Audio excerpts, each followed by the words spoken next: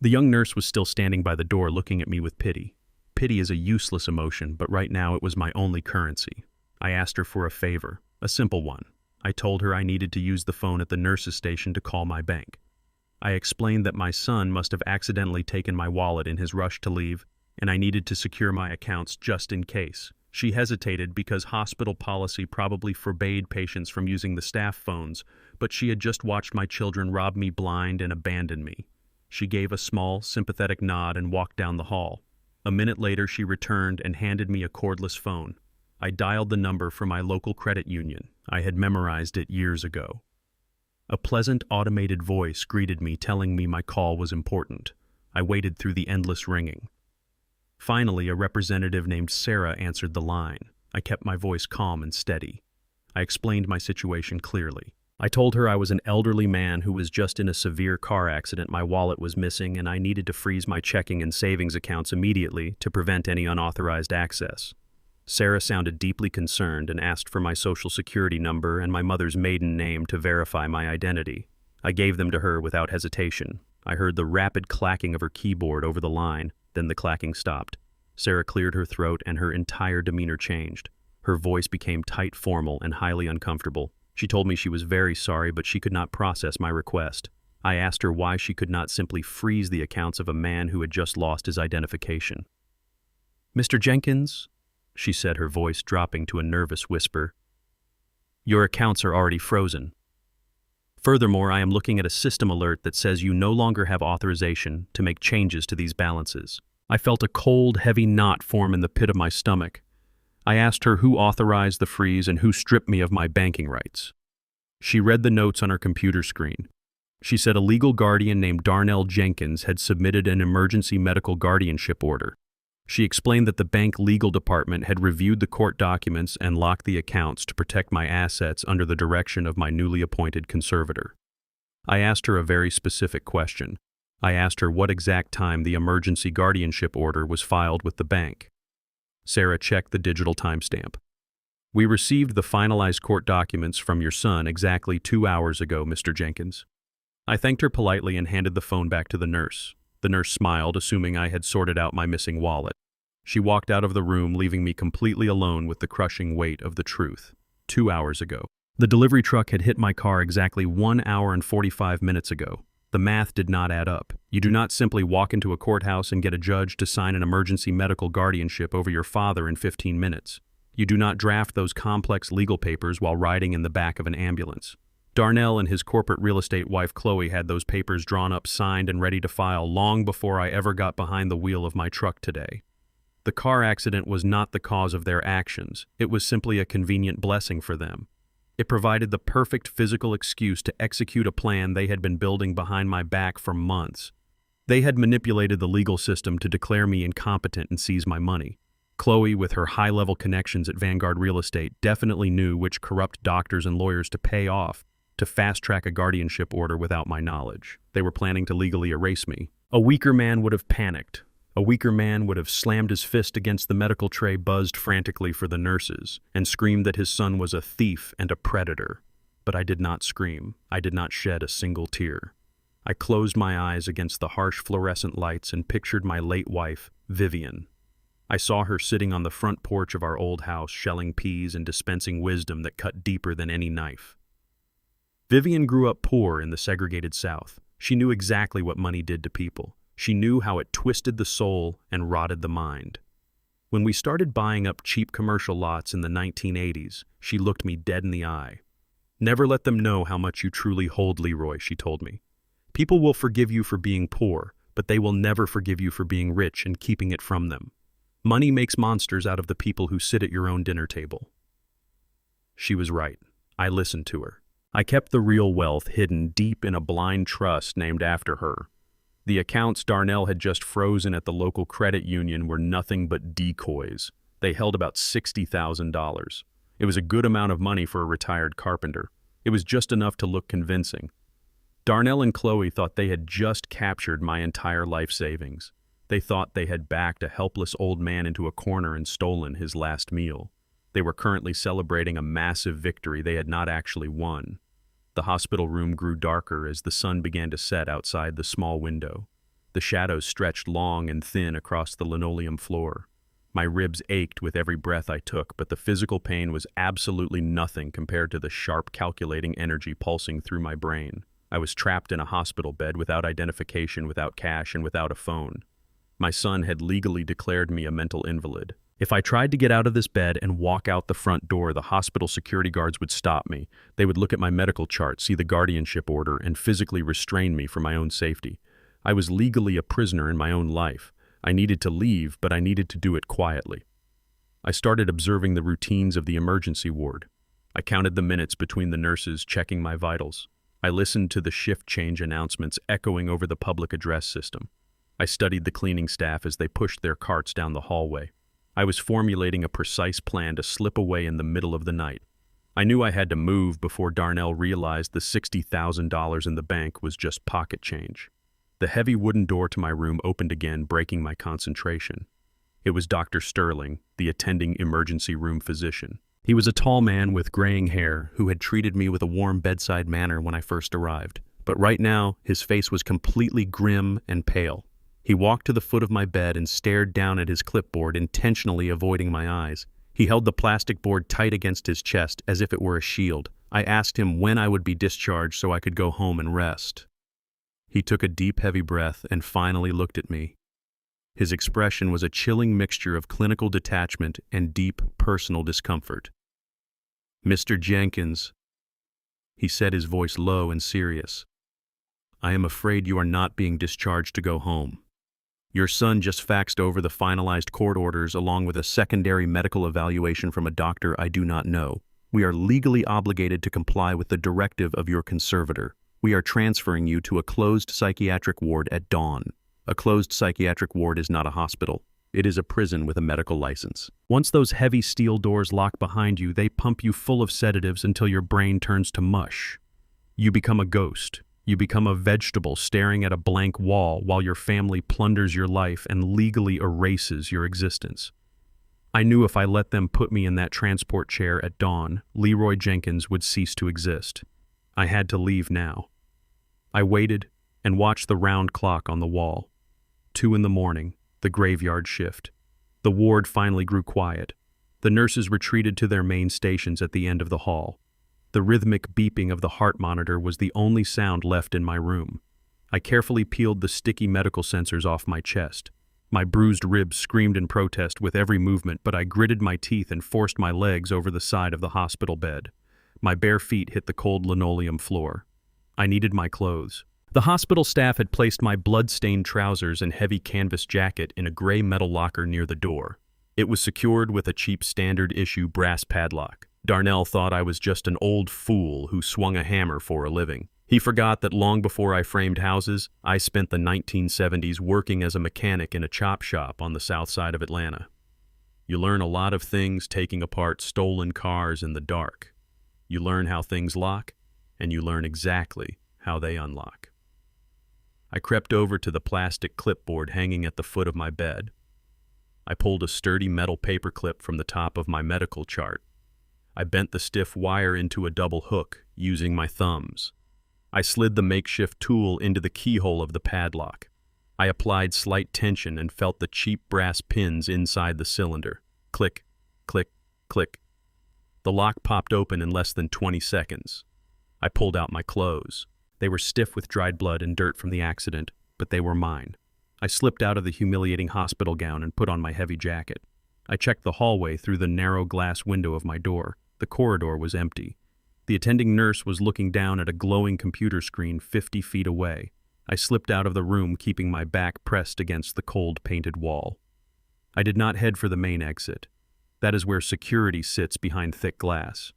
I headed for the service elevators. I knew the layout of large commercial buildings because I spent decades studying their blueprints. The service elevator took me straight down to the basement level. The air down there was hot and smelled strongly of industrial bleach and wet linens. I navigated the maze of concrete corridors until I found the laundry loading dock. A large delivery truck was idling outside with its back doors wide open. The driver was busy arguing with a hospital worker holding a clipboard. I slipped past them in the dark shadows melting into the freezing night air of Atlanta. I was out, but I was not safe. The winter wind cut right through my coat, and the throbbing pain in my head made my vision blur. Every step sent a jolt of pure agony up my spine, but I kept putting one foot in front of the other. I had to calculate my next move carefully. A normal man would go straight home to his own bed to recover. But I am not a normal man, and I know exactly how predators think. Chloe worked in high-level corporate real estate. She understood asset control better than anyone. By now, they had certainly sent a locksmith to my house. They would have changed the deadbolts and installed a security alarm. If I went back to my own property, I would trigger a police response. The police would simply look at the active guardianship order and return me to the hospital in handcuffs. My own home was a trap waiting to snap shut. I needed a safe haven. I needed someone who operated completely off the grid. I pulled my collar up and walked 3 agonizing miles through the dark industrial district. My destination was a rusted corrugated metal garage tucked behind an abandoned textile mill. The faded painted sign above the door read Silas Automotive. Silas was an old friend from my mechanic days. He was a man who asked 0 questions and owed me his life for a massive debt I forgave 20 years ago. I banged on the metal side door with a heavy steel lug nut I found lying in the dirt. A minute later, the heavy steel door rolled up, clanking loudly in the quiet night.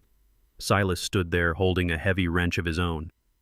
He was a mountain of a man with grease-stained hands and a thick gray beard. He looked at my bloodied head and my torn canvas jacket. He did not ask what happened. He did not say a single word. He just stepped aside and motioned for me to come in. He pulled the metal door back down, shutting out the dangerous world outside. Silas pointed to an old cracked leather sofa in the corner of the garage. He tossed me a clean white towel and a plastic bottle of rubbing alcohol. Then he walked over to his red metal toolbox and pulled out a small black untraceable burner phone. He set it on the wooden spool table in front of me, along with a steaming cup of bitter black coffee. He knew the rules of the street. You provide shelter, and you provide absolute silence. I sat down on the sofa and wiped the dried blood from my forehead. My physical body was battered and broken, but my mind was racing with terrifying clarity. Why today? Why the sudden, extreme rush to declare me incompetent and freeze my checking accounts right this very second? Darnell was drowning in underground debt, yes, but this level of aggressive, rapid legal coordination required serious corporate backing. This had Chloe written all over it. She was the one holding the leash and directing the attack. I picked up the small, greasy remote control resting on an overturned oil drum and turned on the ancient box television sitting in the corner of the garage. The local morning news was just beginning its early broadcast. The screen flickered to life, showing a live press conference taking place on the steps of City Hall. I leaned forward, ignoring the sharp, stabbing pain in my broken ribs. Standing proudly at the wooden podium was the Chief Executive Officer of Vanguard Real Estate. And standing directly behind his right shoulder, looking incredibly sharp and professional in a tailored gray suit, was my daughter-in-law, Chloe. She had a bright artificial smile plastered across her face. The local news anchor spoke with bright, enthusiastic energy. Vanguard Real Estate has just announced a massive $50 million commercial complex designed to completely revitalize the historic West Side district. The ambitious project promises to bring luxury high-rise apartments, high-end retail stores, and modern corporate office spaces to the aging neighborhood. The camera cut away from Chloe and her boss to display a highly detailed digital rendering of the proposed mega project. A bright, colorful map flashed across the television screen, outlining the entire commercial development zone block by block. I stared at the television screen with cold, absolute certainty.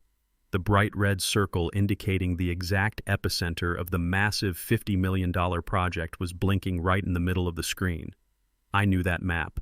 I knew those precise property lines like the back of my own hand. The absolute center of their massive new development. The crucial physical linchpin required to build their entire luxury empire was my exact residential address. My house. The land I had lived on and maintained for 40 years. The final piece of the puzzle snapped into place with sickening clarity. They were not just trying to steal my $60,000 in bank savings to pay off Darnell and his gambling debts. Chloe had used her corporate position to discover the massive commercial valuation of my specific property. Vanguard desperately needed my plot of land to break ground on a $50 million gold mine. I was the only stubborn old man standing in their way, blocking the entire corporate acquisition. By aggressively declaring me legally insane and locking me in a psychiatric ward, Chloe could gain immediate legal conservatorship over my estate. She could then force the sale of my house directly to her own employer for a tiny fraction of its true value. She would pocket a massive corporate bonus and a promotion while Darnell cleared his underground debts. It was a perfectly designed, ruthless corporate slaughter disguised as a family medical tragedy. They thought they had successfully buried an annoying old man to clear the dirt, but they forgot to check what kind of monster was sleeping underneath that dirt. 7 days. That is exactly how long I let them believe they were in control. I spent those 7 days operating out of the freezing shadows of Silas and his rusted metal garage. I breathed in the smell of old motor oil and exhaust fumes while I meticulously planned every single move. I needed my children to feel comfortable. I needed them to feel like absolute conquerors before I pulled the rug out from under their feet. Today was the 7th day. I sat parked across the street from the main entrance of the hospital in the back of a heavily tinted black sport utility vehicle. The engine was turned off. The heater was broken. The winter air seeped through the floorboards and chilled my aching bones, but I did not care. I held a pair of high-powered military binoculars to my eyes and watched the front doors of the medical center. Right on schedule, a sleek black luxury sedan pulled into the drop-off lane. It was a brand new car. Darnell stepped out of the driver's seat wearing a tailored suit. He looked arrogant and proud. Keisha stepped out of the back wearing expensive designer sunglasses and carrying a leather handbag she had undoubtedly purchased using the credit cards she stole from my house. Then came Chloe. My white daughter-in-law walked with the cold, stiff posture of a corporate shark. She led the group like a general marching her troops into conquered territory. Walking right beside her was a tall man in a sharp gray suit holding a thick leather briefcase. I knew exactly who he was. He was a high-level broker for Vanguard Real Estate. They were here for the final kill. They thought I was strapped to a hospital bed in the closed psychiatric ward. They fully believed I was pumped full of heavy sedatives and completely incapable of understanding my own name. Their plan was to march into my room, shove a cheap plastic pen into my trembling hand, and force me to sign away the deed to my property. They wanted to legally steal the ground beneath my feet and sell it to Vanguard for their $50 million commercial project. I lowered the binoculars and picked up a small black radio receiver sitting on the leather seat next to me. I pressed a button and lifted the earpiece to my ear. I knew exactly what was happening inside that building because I had an inside man. The young nurse from the emergency room had not forgotten how my children abandoned me. She was disgusted by their complete lack of humanity. A few $1,000s from my hidden cash reserve and a solid promise to protect her career was all it took to secure her loyalty. She had slipped a small wireless microphone into the pocket of her scrubs. I had a crystal-clear audio feed of everything happening on the 4th floor. I listened to the heavy footsteps of my family echoing down the sterile hospital corridor. I heard Chloe speaking to the Vanguard broker. Her voice was dripping with absolute confidence. She told him the signing would only take 5 minutes. She said her father-in-law was completely incapacitated and that her husband held full medical guardianship. Darnell chimed in, agreeing with his wife. He complained about the smell of the hospital and said he wanted to get this over with so he could go celebrate at an expensive steakhouse downtown. Keisha complained that the hospital floors were ruining her new designer shoes. They reached the heavy wooden door of room 412. I heard the metal latch click. I heard the door swing open. Then I heard absolute silence. The silence stretched on for 10 agonizing seconds. It was the most beautiful sound I had ever heard in my entire life. "Where is he?" Darnell demanded. His voice was no longer arrogant. It was sharp and laced with sudden panic. The young nurse spoke up. Her voice was perfectly calm and professionally detached. She told Darnell that the patient was no longer in the building. "What do you mean he is no longer in the building?" Chloe snapped, her corporate composure cracking instantly. "We have a court order. He was supposed to be transferred to the secure psychiatric ward for severe mental decline. You cannot just lose a senile patient." The nurse informed them that the hospital did not lose me. She stated that I had discharged myself against medical advice late in the night. She explained that without a confirmed police presence, the hospital security could not legally detain a man who picked the lock on his wardrobe and walked out the loading dock doors. "This is unacceptable," the Vanguard broker said, his voice full of irritation. "Chloe, you assured my superiors that you had full legal control over this asset. If we do not secure the deed to this property by Monday morning, the entire commercial development project collapses. Chloe began to yell at the nurse. Darnell started cursing loudly. Keisha whined about how this was going to ruin her weekend. They were completely unraveling. Then the nurse interrupted their tantrum. She told Darnell that before I left the hospital I had asked her to hold on to a specific package. She said I explicitly instructed her to give it to my son when he finally decided to show his face again. I heard the sound of heavy paper rustling. The nurse had just handed Darnell a thick manila envelope. "Open it," Chloe ordered. Her voice was shaking now. I heard Darnell tear the paper envelope open. I heard him pull out the contents. Then I heard him stop breathing. "What is it?" Keisha asked, her voice rising in pitch. "Darnell, what is in your hand?" Darnell did not answer. He was completely paralyzed. During my 7 days hiding in the shadows, I did not just sit around feeling sorry for myself. Silas had dangerous friends in the underground world of Atlanta, men who specialized in surveillance and tracking, men who knew how to disappear into the background and watch people who thought they were untouchable. I paid them to follow Chloe.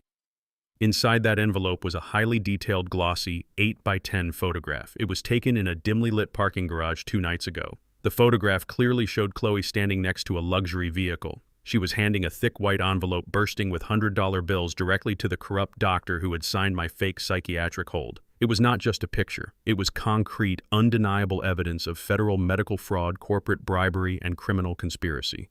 It was a one-way ticket to a federal penitentiary. Clipped to the front of the photograph was a small piece of white paper. I had written a message on it using a thick black marker. I kept it very simple. "The game just started, you fools." The audio feed erupted into absolute chaos. Chloe screamed at Darnell to give her the picture. When she saw it, she let out a sound of pure terror. Her entire corporate empire, her pristine reputation, and her freedom had just been crushed by the very same old black man she thought was legally brain dead. The Vanguard broker demanded to know what was going on. Chloe yelled at him to get out of the room. Keisha started crying and hyperventilating because she realized the payout was gone and her debts were going to bury her. Darnell sounded like a cornered animal, repeating that this was impossible and that I was just an old carpenter. I pulled the earpiece out of my ear and dropped the radio receiver onto the seat next to me. I picked up my binoculars and focused on the automatic glass doors at the front of the hospital. 30 seconds later, the doors burst open.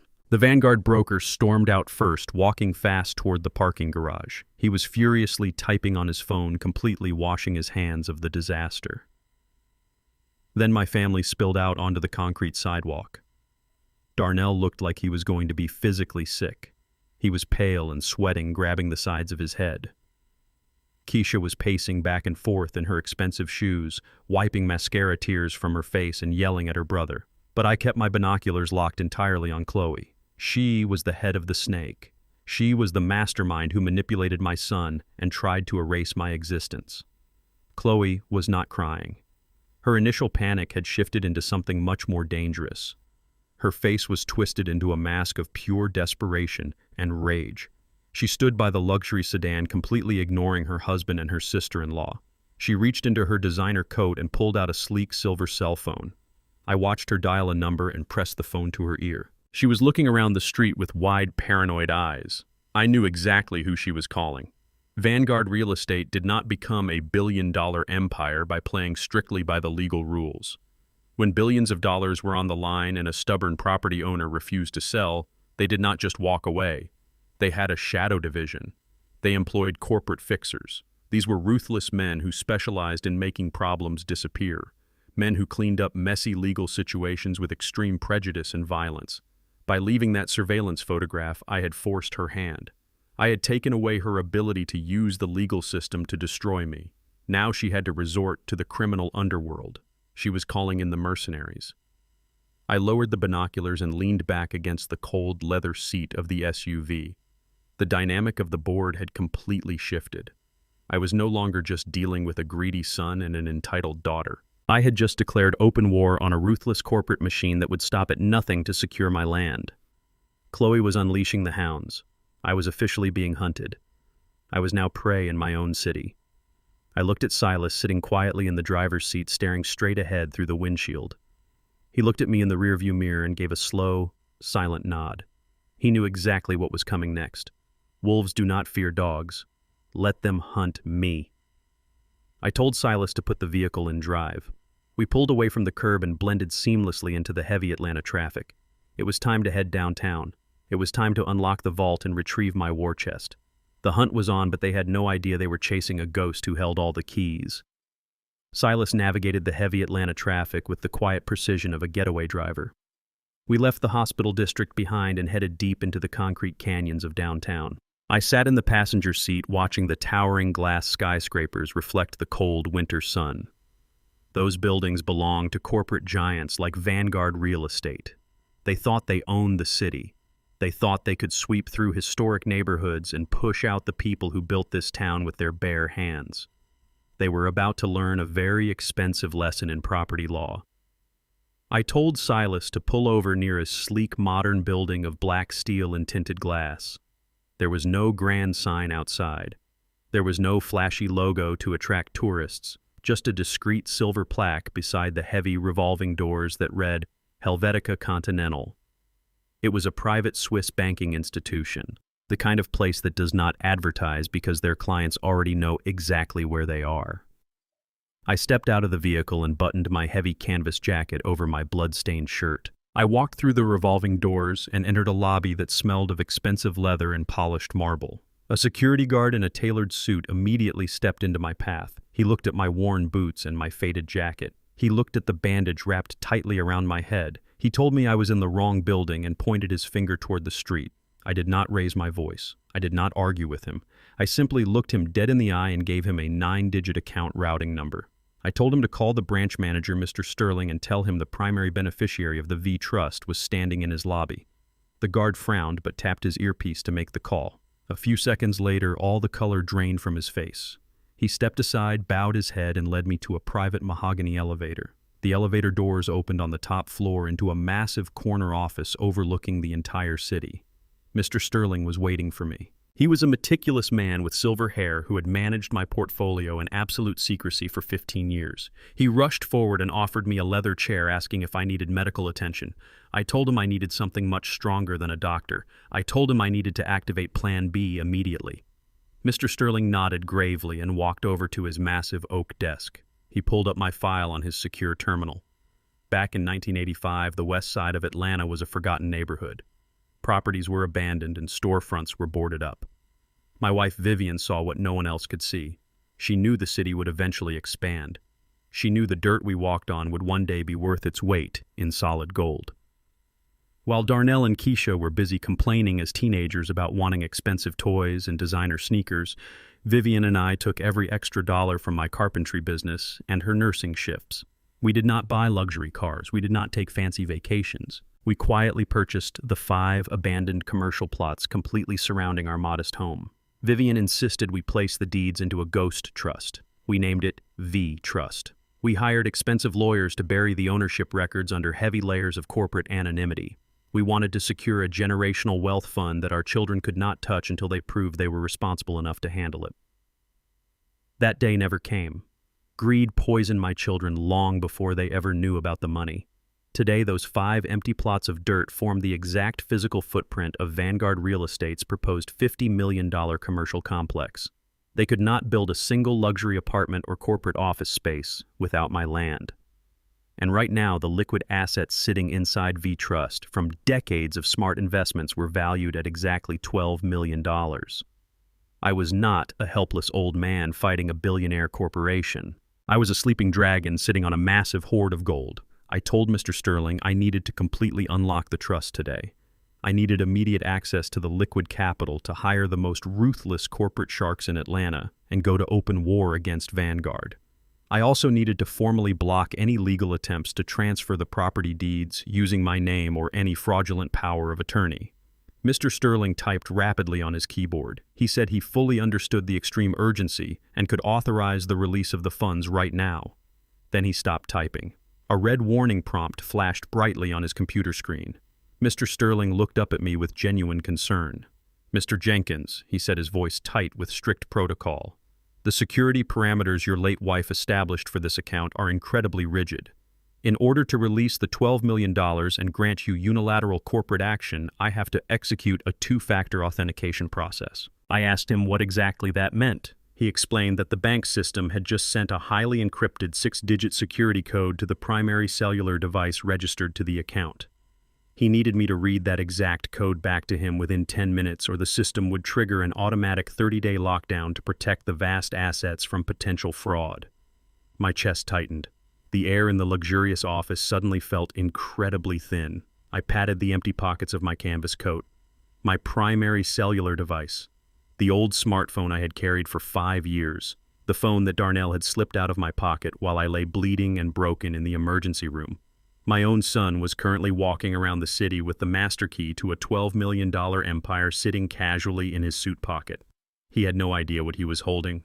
He thought he had just stolen an old man's useless phone to keep me isolated from the world. Instead, he was holding the literal detonator to my entire arsenal. If I could not provide that 6-digit code right now, the trust would freeze for an entire month.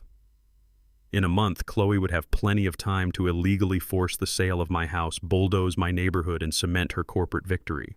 Vanguard would break ground and my leverage would be completely destroyed. I needed that phone. I needed it today. I stood up from the leather chair and ignored the sharp pain shooting through my broken ribs. I told Mr. Sterling to prepare all the legal paperwork and keep the secure terminal open. I told him I would return before the banking day was over with the security code.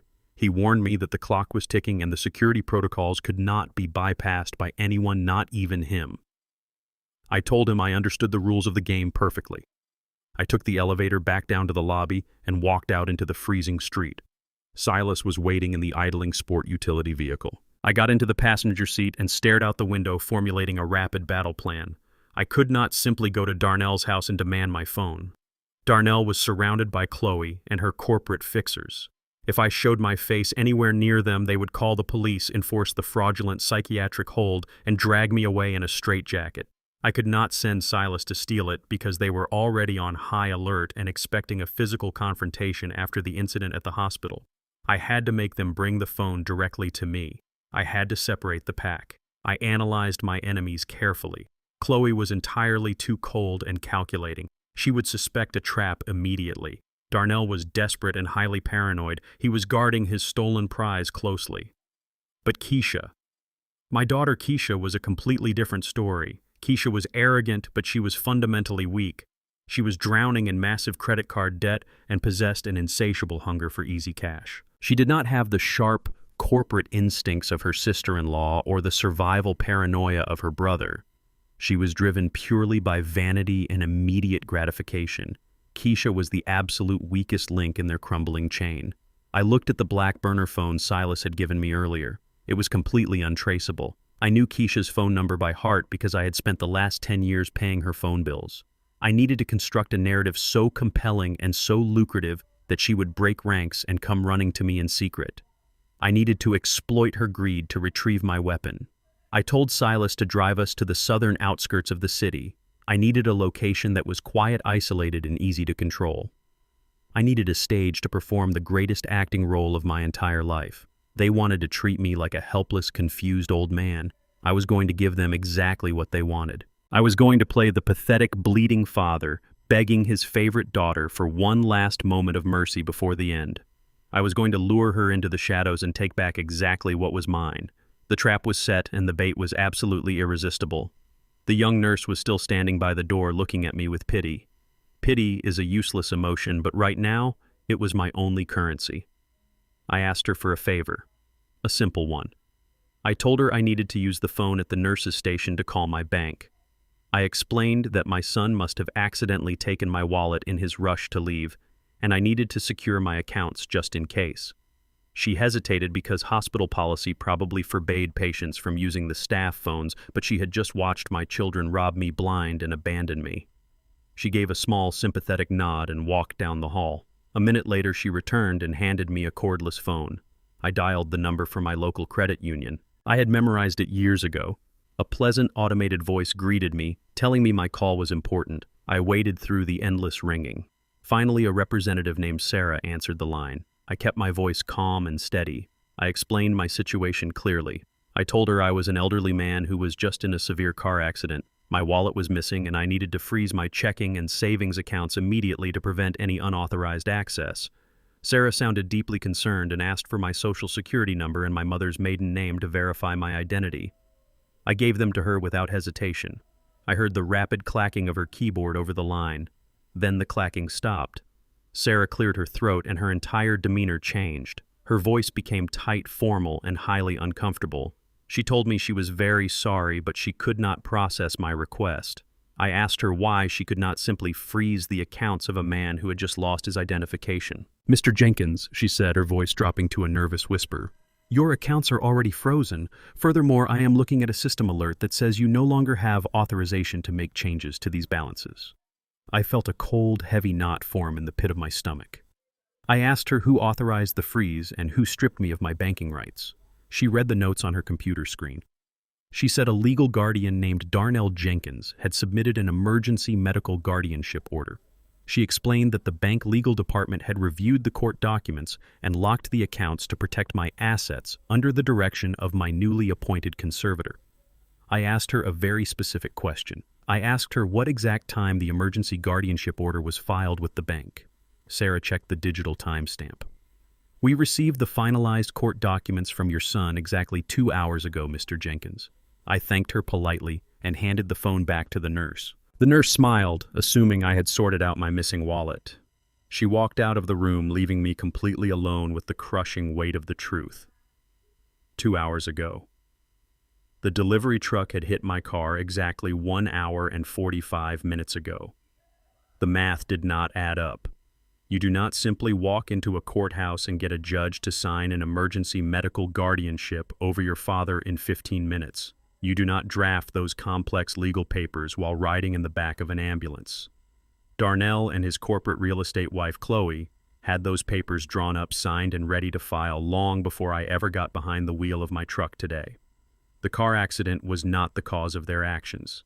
It was simply a convenient blessing for them. It provided the perfect physical excuse to execute a plan they had been building behind my back for months. They had manipulated the legal system to declare me incompetent and seize my money. Chloe, with her high-level connections at Vanguard Real Estate, definitely knew which corrupt doctors and lawyers to pay off to fast-track a guardianship order without my knowledge. They were planning to legally erase me. A weaker man would have panicked. A weaker man would have slammed his fist against the medical tray, buzzed frantically for the nurses, and screamed that his son was a thief and a predator. But I did not scream. I did not shed a single tear. I closed my eyes against the harsh fluorescent lights and pictured my late wife, Vivian. I saw her sitting on the front porch of our old house, shelling peas and dispensing wisdom that cut deeper than any knife. Vivian grew up poor in the segregated South. She knew exactly what money did to people. She knew how it twisted the soul and rotted the mind. When we started buying up cheap commercial lots in the 1980s, she looked me dead in the eye.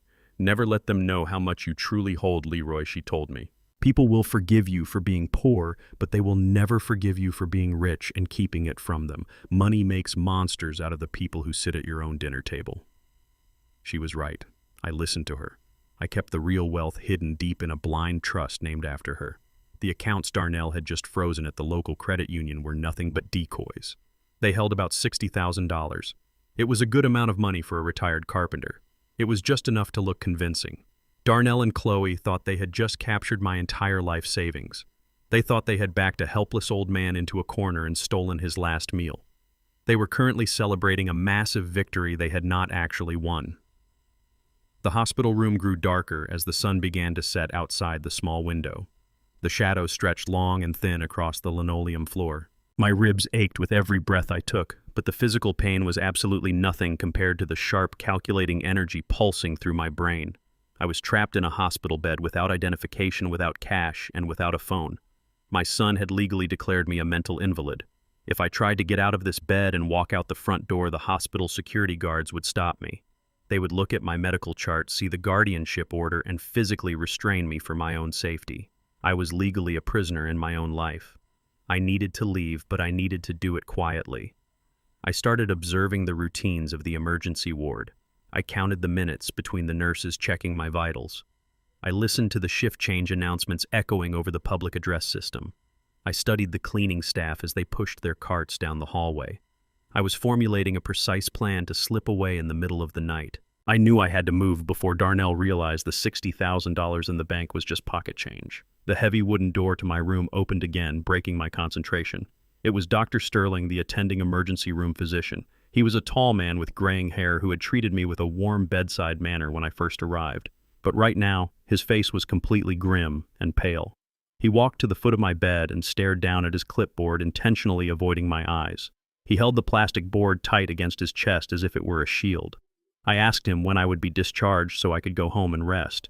He took a deep, heavy breath and finally looked at me. His expression was a chilling mixture of clinical detachment and deep personal discomfort. "Mr. Jenkins," he said, his voice low and serious, "I am afraid you are not being discharged to go home. Your son just faxed over the finalized court orders along with a secondary medical evaluation from a doctor I do not know. We are legally obligated to comply with the directive of your conservator. We are transferring you to a closed psychiatric ward at dawn." Silas drove us to an abandoned stretch of highway on the deep south side of the city.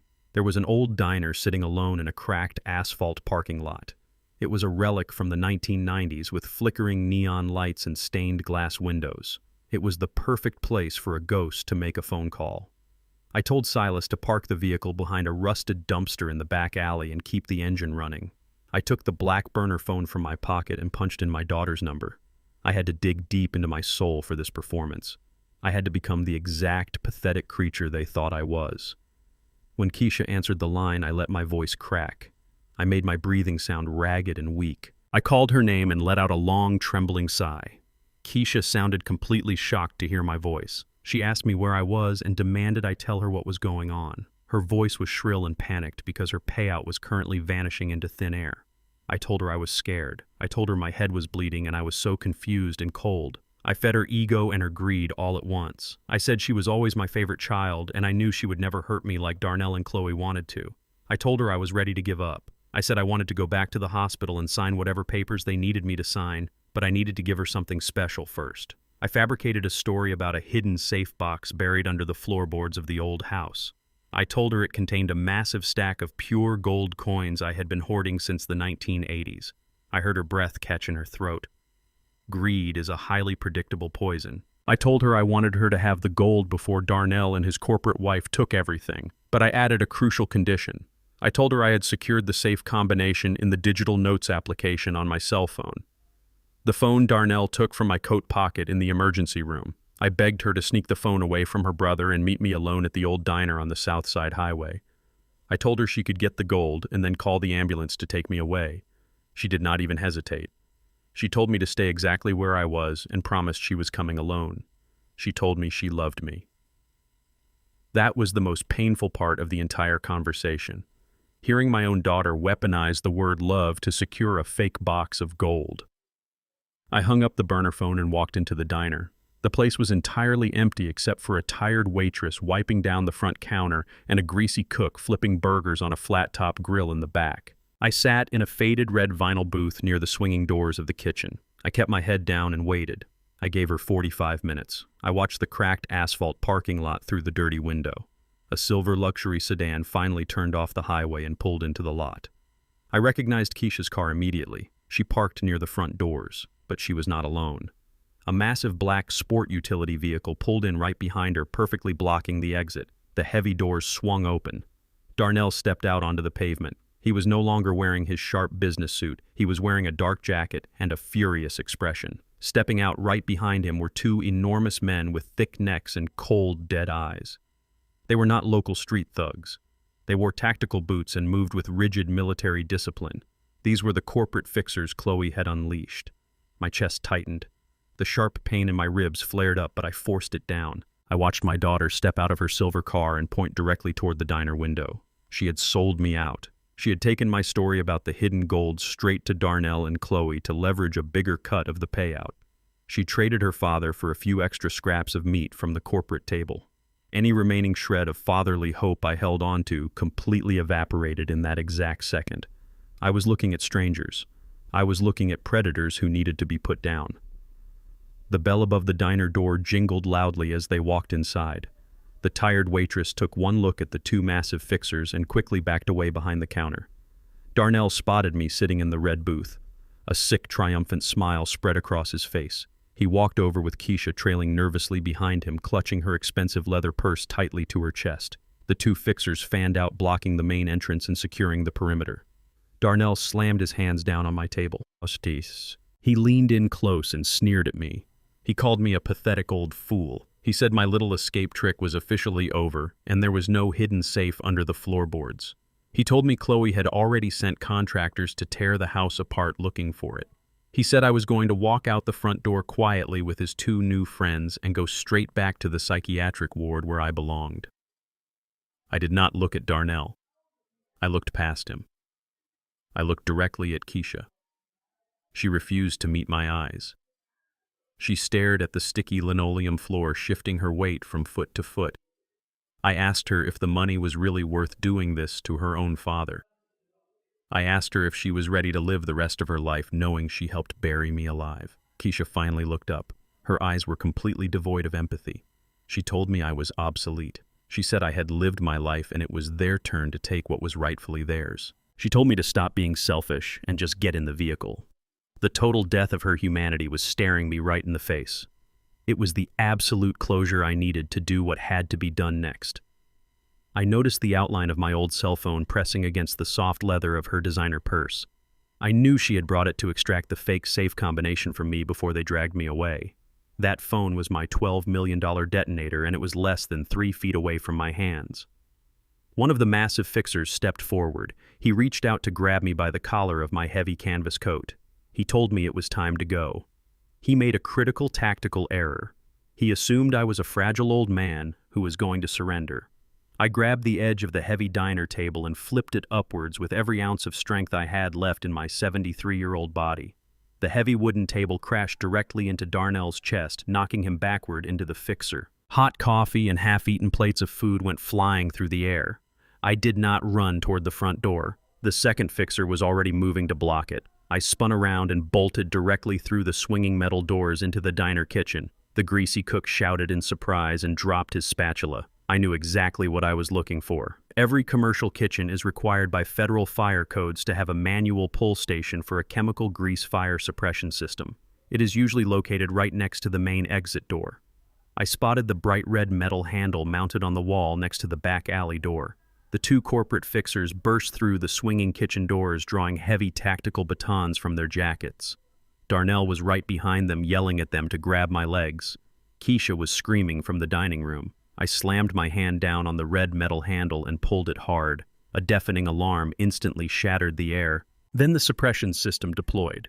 High-pressure nozzles mounted above the stoves and fryers violently expelled a massive, thick cloud of white chemical foam. The entire kitchen was instantly plunged into absolute blinding chaos. The thick, heavy foam coated the floors, the walls, and the air itself. Visibility dropped to absolute zero in less than 2 seconds. The fixers started coughing and swearing blindly, swinging their batons in the thick chemical fog. I dropped low to the slippery floor, relying entirely on my memory of the room layout. A large, heavy boot stepped right in front of me. I did not hesitate. I drove my fist upward with brutal force, driving my knuckles squarely into the center of the fixer's face. I felt the satisfying crunch of his nose breaking under my hand. He let out a wet, agonized scream and collapsed backward into a rack of metal pots and pans. I scrambled forward through the foam toward the swinging doors. I bumped directly into someone screaming in panic. I recognized the expensive perfume. It was Keisha. She had foolishly run into the kitchen to see what was happening. I grabbed her designer purse in the blinding fog. She shrieked and tried to hold onto the strap, but I yanked it downward with brutal, violent force, snapping the leather completely. I shoved my hand inside the bag and felt the familiar plastic casing of my old cell phone. I pulled it out and shoved it deep into my coat pocket. I turned back toward the rear exit door. Just as my hand touched the metal push bar, the second fixer emerged from the white foam like a demon. He swung his heavy tactical baton blindly, but with terrifying speed. The solid steel rod slammed directly into my left side. The impact was catastrophic. It felt like a sledgehammer hitting my already fractured ribs. A blinding flash of white-hot pain exploded behind my eyes. All the air was violently forced out of my lungs. I stumbled forward, tasting fresh blood in the back of my throat. My knees buckled, but the pure, unadulterated adrenaline of survival kept me moving. I hit the metal push bar with my shoulder and crashed out into the freezing back alley. Silas had the sport utility vehicle idling in gear right next to the dumpster. The rear door was already pushed open. I threw myself onto the floorboards of the vehicle, gasping for air and clutching my shattered ribs. Silas slammed the accelerator to the floor before the door even closed. The heavy vehicle fishtailed out of the alley, tearing onto the highway and leaving the chaotic, foaming diner far behind us. I lay on the floor of the moving vehicle, spitting blood onto the rubber floor mats. The physical pain was absolutely excruciating. It felt like broken glass was grinding inside my chest with every breath I took. But as I reached a shaking hand into my coat pocket, my fingers wrapped tightly around the cold plastic shell of my cell phone. I pulled it out and stared at the dark screen. I had taken a brutal beating. My own children had proven they were completely devoid of a soul. But I had secured the master key. I had the detonator. I looked up at Silas in the rearview mirror. I wiped the blood from my mouth and gave him a grim, bloody smile. The $12 million war chest was officially unlocked. Vanguard Real Estate and my greedy family were about to find out what happens when you corner a wounded wolf. "Take us back to the bank, Silas." I rasped, my voice sounding like gravel. "We have a transaction to authorize." Silas drove us back to the rusted garage in absolute silence. The adrenaline from the diner was finally fading, and the brutal reality of my fractured ribs was setting in. Every breath felt like inhaling shards of broken glass. Silas helped me out of the vehicle and handed me a bottle of cheap whiskey to numb the pain. I did not drink it. I needed my mind razor sharp. I sat down on the cracked leather sofa and pulled the stolen cell phone from my heavy canvas coat. The screen was cracked from the fight, but the device still worked perfectly. I looked at the 6-digit code glowing brightly on the shattered glass. I picked up the burner phone Silas had given me earlier and dialed Mr. Sterling at the Swiss bank. I read the numbers to him slowly and clearly over the secure line. I heard him typing rapidly on his keyboard. A few seconds later, he confirmed the authentication was successful. The $12 million V-Trust was officially unlocked and entirely at my disposal. For 20 years, that money had sat quietly accumulating interest and power. Vivian and I built it to be a shield for our family. Now it was a loaded weapon. I told Mr. Sterling I needed an immediate wire transfer of $100,000 to an untraceable account Silas used for his underground dealings. I needed untethered operating capital right now. Mr. Sterling processed the transfer without a single question. Within 5 minutes, Silas checked his secure laptop and nodded. The funds were available. We had a massive war chest. I told Silas I needed the best digital ghosts in Atlanta. I needed hackers who could strip a person bare and dig through their entire digital existence without leaving a single fingerprint. Silas made 2 quick phone calls. Within an hour, 3 young men with dark hoodies and heavy laptops walked into the garage. They did not ask for my name, and I did not ask for theirs. I told them I was looking for the complete digital footprint of Chloe Jenkins, a high-level executive at Vanguard Real Estate. I told them I wanted her emails, her bank records, her private messages, and her corporate files. I handed them $30,000 in cash that Silas had just pulled from his secure safe. They sat down at a folding table, opened their laptops, and went to work. I sat on the sofa with a bag of ice pressed tightly against my bruised side. I watched the young men type furiously. I knew people exactly like Chloe. They wear tailored suits and act superior because they work in shiny glass towers. They believe their corporate titles and their skin color give them absolute immunity from any real-world consequences. They think they are the smartest people in the room. Because of that extreme arrogance, they always leave a digital trail. They write things down in emails because they never believe anyone will ever have the power or the resources to audit them.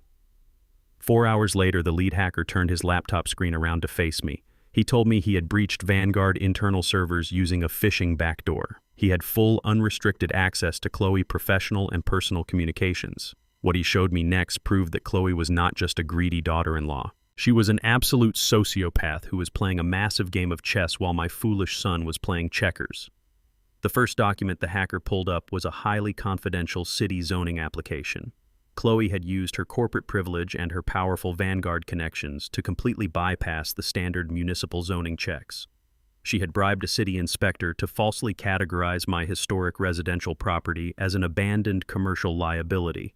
This aggressive illegal maneuver allowed Vanguard to fast-track the demolition permits without a public hearing. But that was only the very beginning of her massive deception. The hacker opened a digital file titled Jenkins Property Transfer. I stared at the screen and felt a cold fury wash over me. It was a perfectly forged power of attorney document. It gave Chloe complete and unilateral legal authority to sell my house on my behalf. My signature was perfectly replicated at the bottom of the page. But the most shocking part was not the forgery itself. It was the financial structure of the Vanguard buyout agreement attached to it. Darnell believed the entire scheme was designed to save him from his massive underground gambling debts. He believed Vanguard was paying $3 million for the property and that the money would be deposited into a joint account he shared with his wife. He was a complete and utter fool. The hacker pulled up a secondary routing document Chloe had secretly established with the Vanguard Finance Department. Chloe had structured the $3 million corporate payout to be split into two very distinct wire transfers. The first transfer was for exactly $500,000. That money was routed to the joint account she held with Darnell. It was just enough money to keep the loan sharks from breaking his legs. It was a temporary pacifier to keep him quiet and compliant. The remaining $2.5 million was routed to a heavily encrypted private offshore account in the Cayman Islands, an account registered solely under her maiden name. She was stealing the lion's share of the money right out from under her husband's nose. She was using him as a blunt instrument to get me out of the picture, and then she was going to leave him with the absolute scraps. I asked the hacker to dig deep into her personal emails and travel itineraries to see exactly where she planned to go with $2.5 million in stolen cash. It took him less than 10 minutes to find the airline boarding passes. Chloe had booked 2 first-class one-way tickets to Paris. The departure date was set for this coming Wednesday, just 2 days after the final property closing. But the second ticket was not for Darnell. The hacker pulled up the passenger manifest. The second ticket was booked under the name Richard Vance. Richard Vance was the regional vice president of Vanguard Real Estate. He was Chloe's direct corporate boss. The hacker opened a hidden folder containing hundreds of private messages between Chloe and Richard. They were not discussing commercial real estate. They were discussing their secret 2-year-long affair. Richard was the one who authorized the massive Vanguard payout for my property. Chloe had manipulated the entire corporate acquisition to secure a massive golden parachute for herself and her lover. She was going to pocket my money, run away to France with her wealthy boss, and leave my idiot son sitting in Atlanta with a fraction of the payout and a mountain of federal legal liability. I looked at the glowing laptop screen and let out a harsh, dry laugh. Darnell had sold his own father down the river for a woman who was actively planning to completely destroy him. He had abandoned me in a hospital room and stolen my wallet because he thought he was securing his future. He was actually just the fall guy for a white-collar criminal who actively despised him. It was almost poetic in its brutal tragedy. But my grim amusement vanished instantly when the hacker clicked on the final piece of the digital puzzle. He opened the official internal tracking system for the Fulton County Clerk's office. This was the digital pipeline where real estate deeds were processed and made official by the city government. He pointed to a specific file sitting in the digital queue. It was the fraudulent deed transfer for my house. Chloe had already submitted the forged power of attorney and the Vanguard purchase agreement. The file had already passed the initial automated checks because of the bribes she paid to the city inspector. It was currently sitting in the final approval queue, waiting for a human clerk to physically stamp it and lock it into the permanent legal registry. I asked the hacker when the clerk would process that specific batch of files. He checked the municipal processing schedule on the server. He told me the clerk's office was closed for the weekend. The system indicated that my specific property file was scheduled to be stamped, approved, and finalized at exactly 9 in the morning on Monday. I looked up at the greasy clock hanging on the wall of Silas' garage. It was early Saturday morning. I did an incredibly fast mental calculation. I had exactly 48 hours. In 48 hours, the corrupt city clerk would stamp that paperwork. Once that stamp hit the paper, the legal momentum would be almost impossible to stop. Vanguard would instantly wire the $3 million. Chloe would route the stolen funds to her offshore account and vanish to Paris with her boss before anyone realized what had happened. My historic family home, the land Vivian and I had loved, would be legally bulldozed, and I would be left fighting a massive corporate legal team for years while living as a penniless ghost. 48 hours. The clock was ticking down to my absolute destruction. Chloe thought she had the perfect foolproof plan. She thought her corporate maneuver was entirely invisible to an old carpenter from the West Side. She was about to find out that when you play dirty games in the dark, you eventually wake up the monsters who live there. I thanked the hackers and told Silas to get the vehicle ready. I needed to find a specific kind of lawyer. I needed someone who did not fight in a courtroom but who fought in the shadows. The final battle was about to begin. Silas pulled the vehicle into a subterranean parking garage beneath a towering glass structure in Buckhead.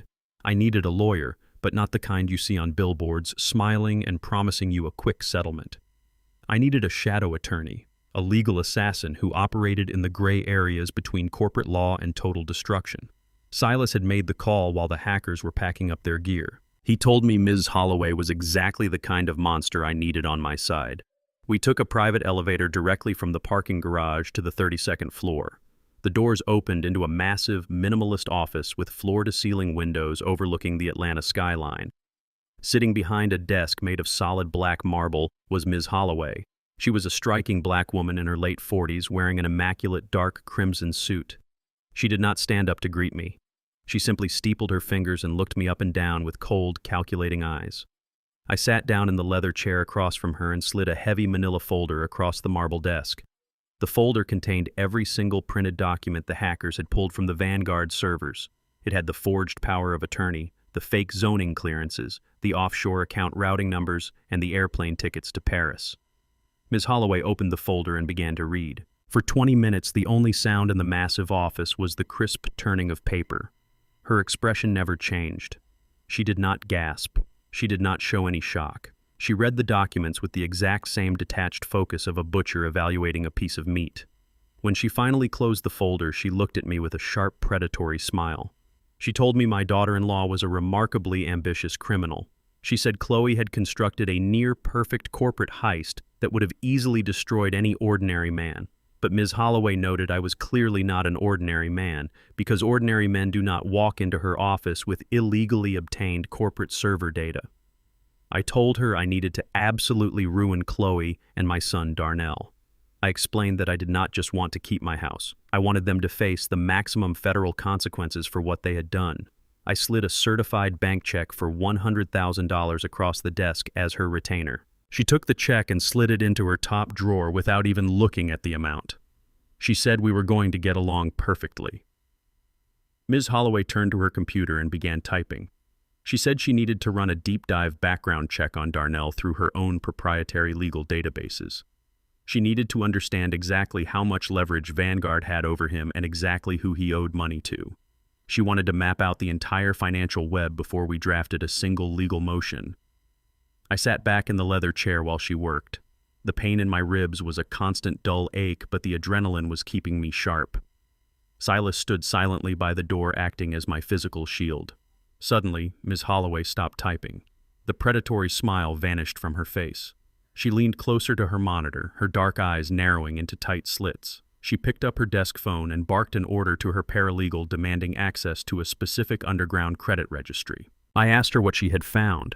I expected her to say Darnell was deeper in debt than we originally thought. I expected her to say he had mortgaged his own business or stolen from his in-laws. Ms. Holloway looked at me with an expression of genuine grim concern. She told me Darnell did not just owe money to random sports bookies. She said he had crossed a line that put my life in immediate physical danger. She turned her monitor around so I could see the screen. It displayed a heavily redacted financial ledger from an illicit lending syndicate that operated out of the warehouse district. She explained that Darnell had recently secured a massive loan for $200,000 to cover his immediate gambling losses and keep the loan sharks from breaking his legs. But the syndicate did not give that kind of money to a failing tech startup owner without serious collateral. Darnell had no assets of his own to leverage, so he used mine. Ms. Holloway pointed to the guarantor signature on the digital loan document. My son had used the physical wallet he stole from me while I was bleeding in the emergency room.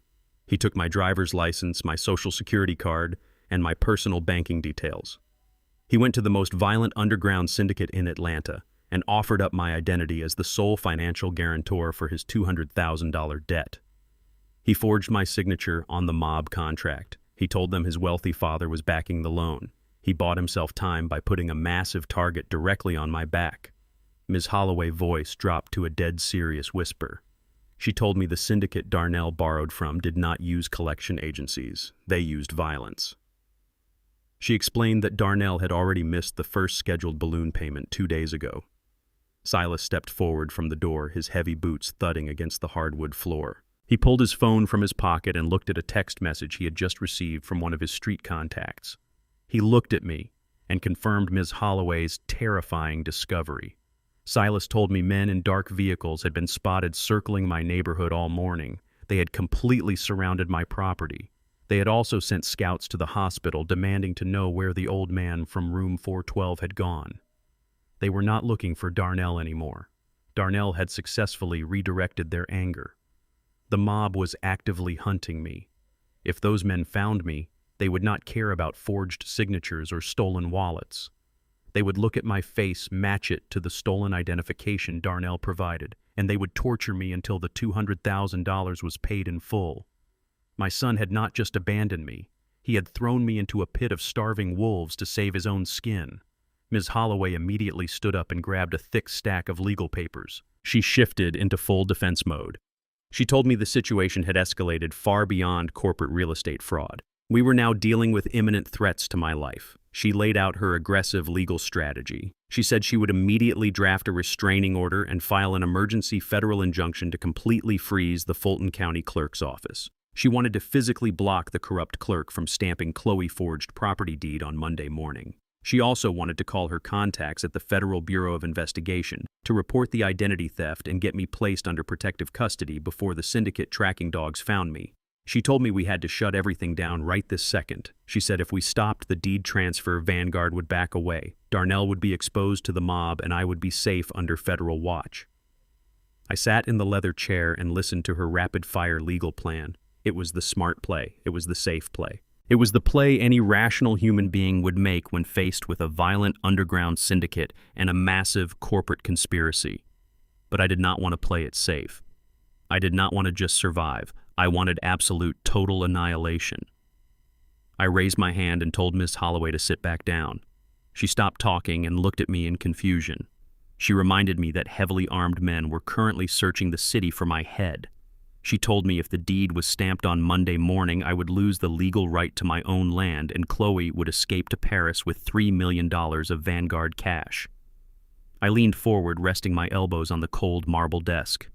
I looked directly into the eyes of the most ruthless attorney in Atlanta and gave her a completely different set of orders. I told her we were not going to file an emergency injunction. We were not going to call the federal authorities to stop the transaction.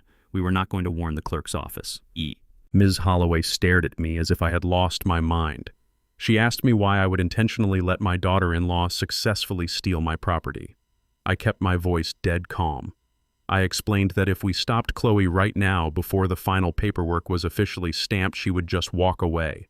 She would claim she made a clerical error. She would hire expensive Vanguard lawyers to protect her, and she would avoid any serious jail time. Darnell would play the victim, and the mob would eventually realize he forged the documents. They would all scatter like cockroaches when the lights turn on. I told Ms. Holloway I did not want them to scatter. I wanted them to walk straight into an inescapable concrete trap. I instructed her to let the corrupt city clerk stamp the final deed transfer on Monday morning at 9. I told her to let Vanguard release the $3 million payout.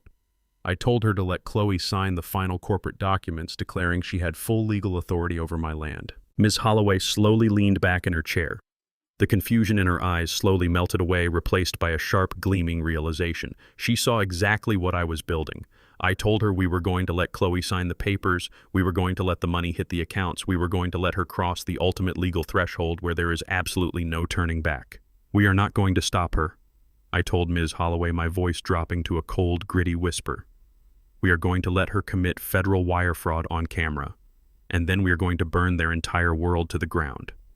Silas and I left the sleek glass tower of Buckhead and drove straight down into the rotting industrial underbelly of the city.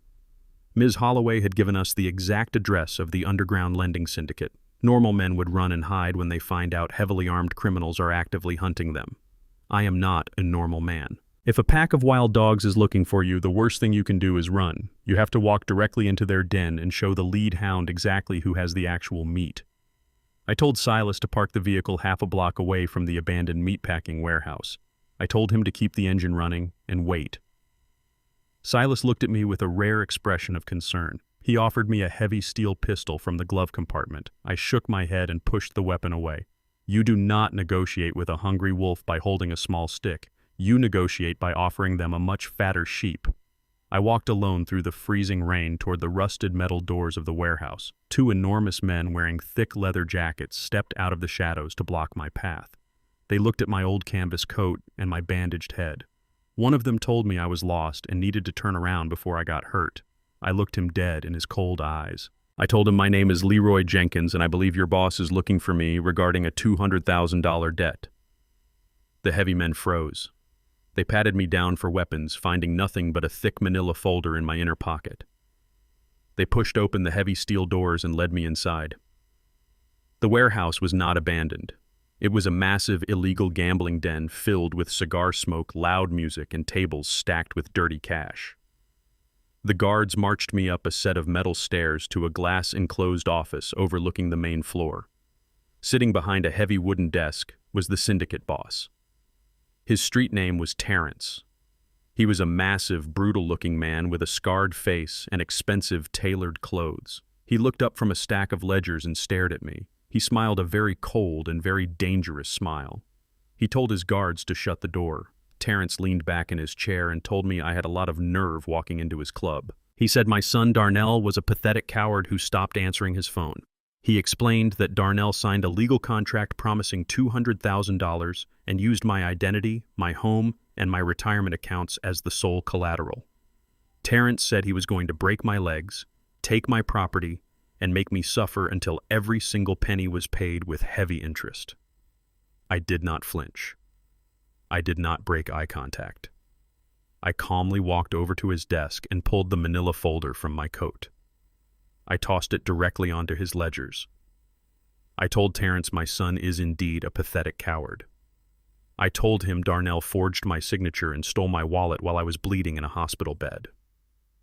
I explained that I currently had $0 in the accounts Darnell listed on that contract. I told him he could break my legs and kill me right here in this office, but he would not get a single dime because those assets were permanently frozen by a federal court order. Terrence stopped smiling. He leaned forward and placed his heavy hands on the desk. His voice dropped to a menacing growl. He asked me why I would walk into his office just to tell him I had no money. He told me I had just signed my own death warrant. I told him I walked in here to do him a massive financial favor. I told him Darnell was dead broke, but Darnell was married to a woman named Chloe. I told Terrence to open the folder. Terrence opened the thick folder and stared at the documents my hackers had pulled from the Vanguard real estate servers. I walked him through the paperwork line by line. I showed him Chloe corporate title. I showed him the forged power of attorney. And most importantly, I showed him the official wire transfer routing numbers for a highly illegal $3 million corporate payout. I explained that Chloe was the actual mastermind. I told Terrence that Darnell was just a stupid pawn, but his white-collar wife was about to receive $3 million in untraceable cash by Monday morning. I showed him the airplane tickets, proving she was planning to flee to Paris and leave her husband and his debts completely behind. I looked Terrence in the eyes and delivered the final blow. I told him he was wasting his time hunting an old carpenter for $200,000. I told him the real thief was sitting in a luxury corporate office right now preparing to steal $3 million and laugh at him from across the ocean.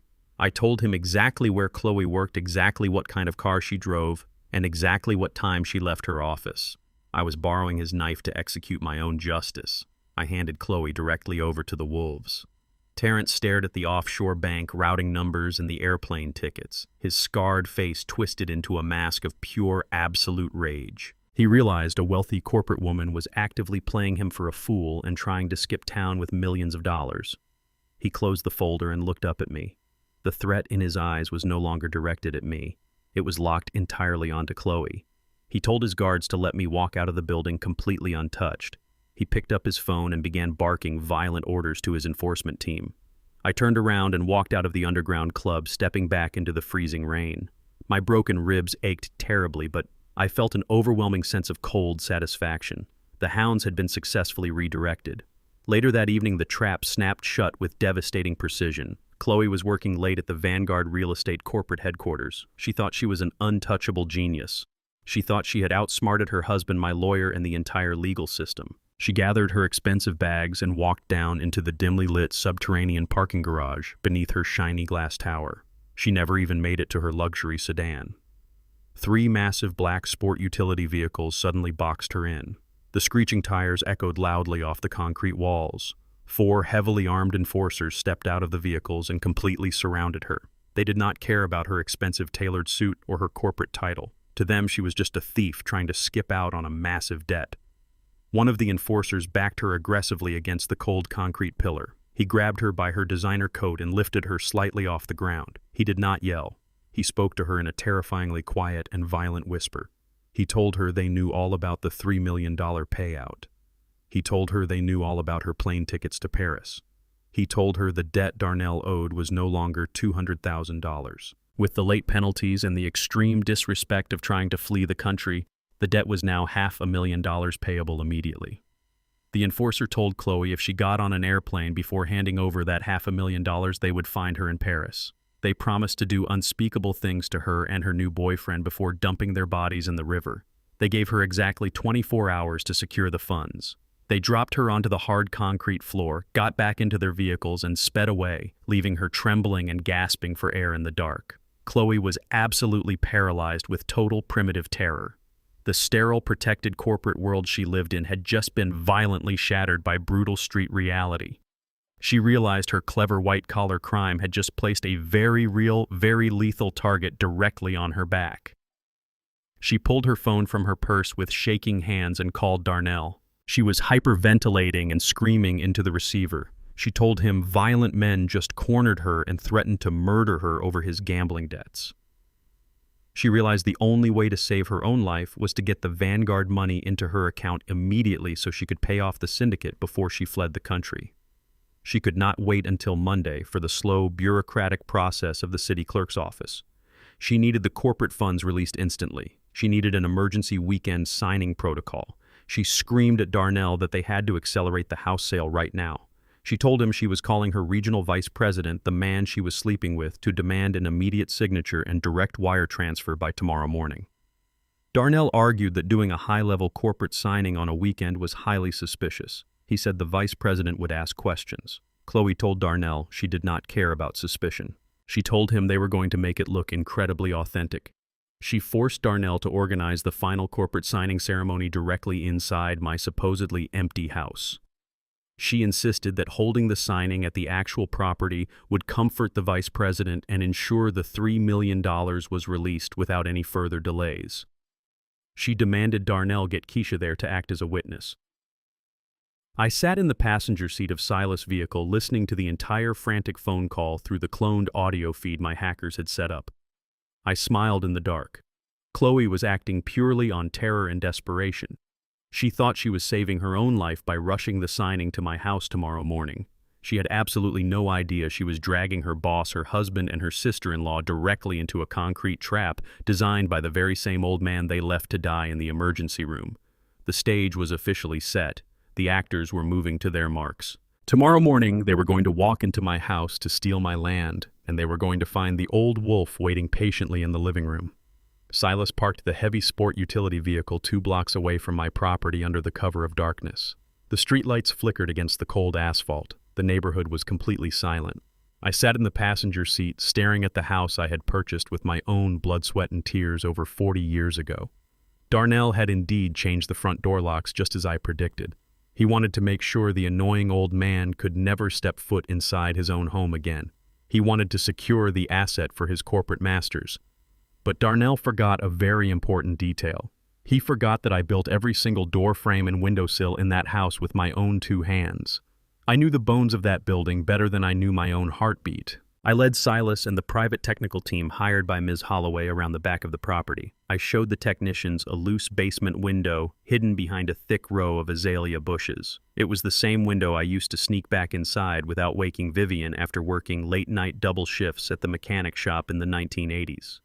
I pushed the heavy wooden frame open and we slipped quietly into the darkness of my own basement. The house smelled incredibly stale. The warmth and life that Vivian and I had poured into these walls had been completely sucked out. It smelled like greed. It smelled like betrayal. We walked up the wooden stairs into the main living room. I stopped and looked around the space. Darnell and Chloe had already begun packing up my entire existence. My framed family photographs, the pictures of Vivian, the little woodworking projects I made for the children when they were young were all shoved carelessly into cheap brown cardboard boxes near the front door. They were treated like garbage waiting to be thrown out on the curb. The disrespect was absolute and total. But I did not let anger cloud my focus. Anger makes you sloppy. Cold precision makes you lethal. Ms. Holloway's technicians moved through my house with absolute military efficiency. They did not use cheap store-bought security cameras. They brought state-of-the-art 4,000 pixel resolution lenses and high-fidelity directional microphones. They wired the equipment directly into the electrical grid of the house so there would be no batteries to fail. They hid a microscopic camera inside the smoke detector above the dining table. They placed another lens behind the thick collection of classic literature on my bookshelves. They drilled a tiny hole into the heavy oak mantel I had carved for Vivian and inserted a wide-angle lens that covered the entire living room. I stood in the center of the room and watched them arm the trap. I checked every single camera angle on the lead technician's handheld tablet screen. The coverage was absolutely perfect. Every spoken word, every nervous twitch, and every signature signed on that fraudulent paperwork would be broadcast in crystal-clear high definition directly to a secure federal server monitored by Ms. Holloway. We finished the installation and slipped back out through the basement window long before the sun began to rise. We returned to the customized surveillance van Silas had parked down the street. Ms. Holloway was sitting in the back of the van staring at a bank of glowing computer monitors. She handed me a cup of bitter black coffee. We put on our heavy audio headphones. The trap was officially live.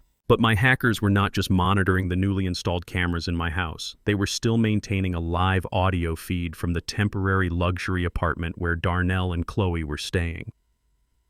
The sun was just starting to peek over the Atlanta skyline when the real drama finally began.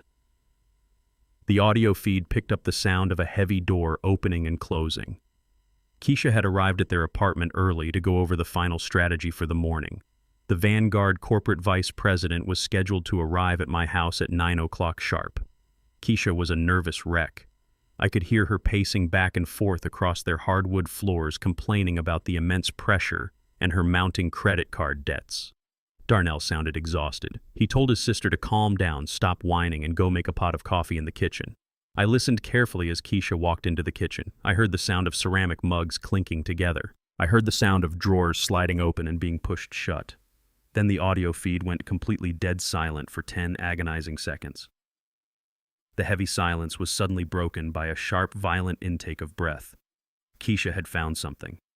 Chloe had been incredibly careless in her absolute panic after being ambushed by the underground syndicate in the parking garage. She had hastily printed out her emergency flight confirmations to escape the country and shoved the papers inside a kitchen drawer beneath a stack of takeout menus. Keisha pulled the heavy printed papers out of the drawer and began to read them.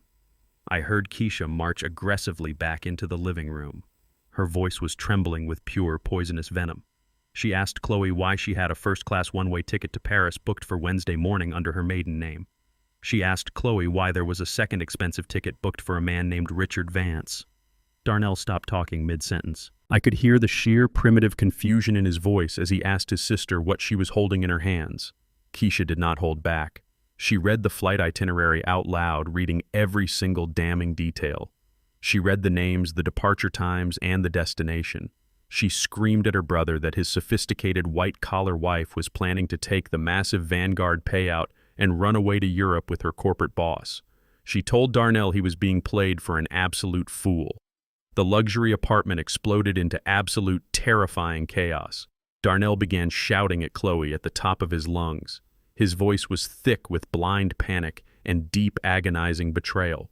The brutal reality crashed down on him. He realized the violent underground syndicate was going to murder him because his own wife was taking the money and leaving him entirely empty-handed. He threw a glass across the room and it shattered loudly against the wall. Chloe realized she was completely cornered. She could not lie her way out of physical evidence. She instantly abandoned her refined, calm corporate persona. She sounded exactly like a trapped rat fighting for survival. She screamed right back at Darnell.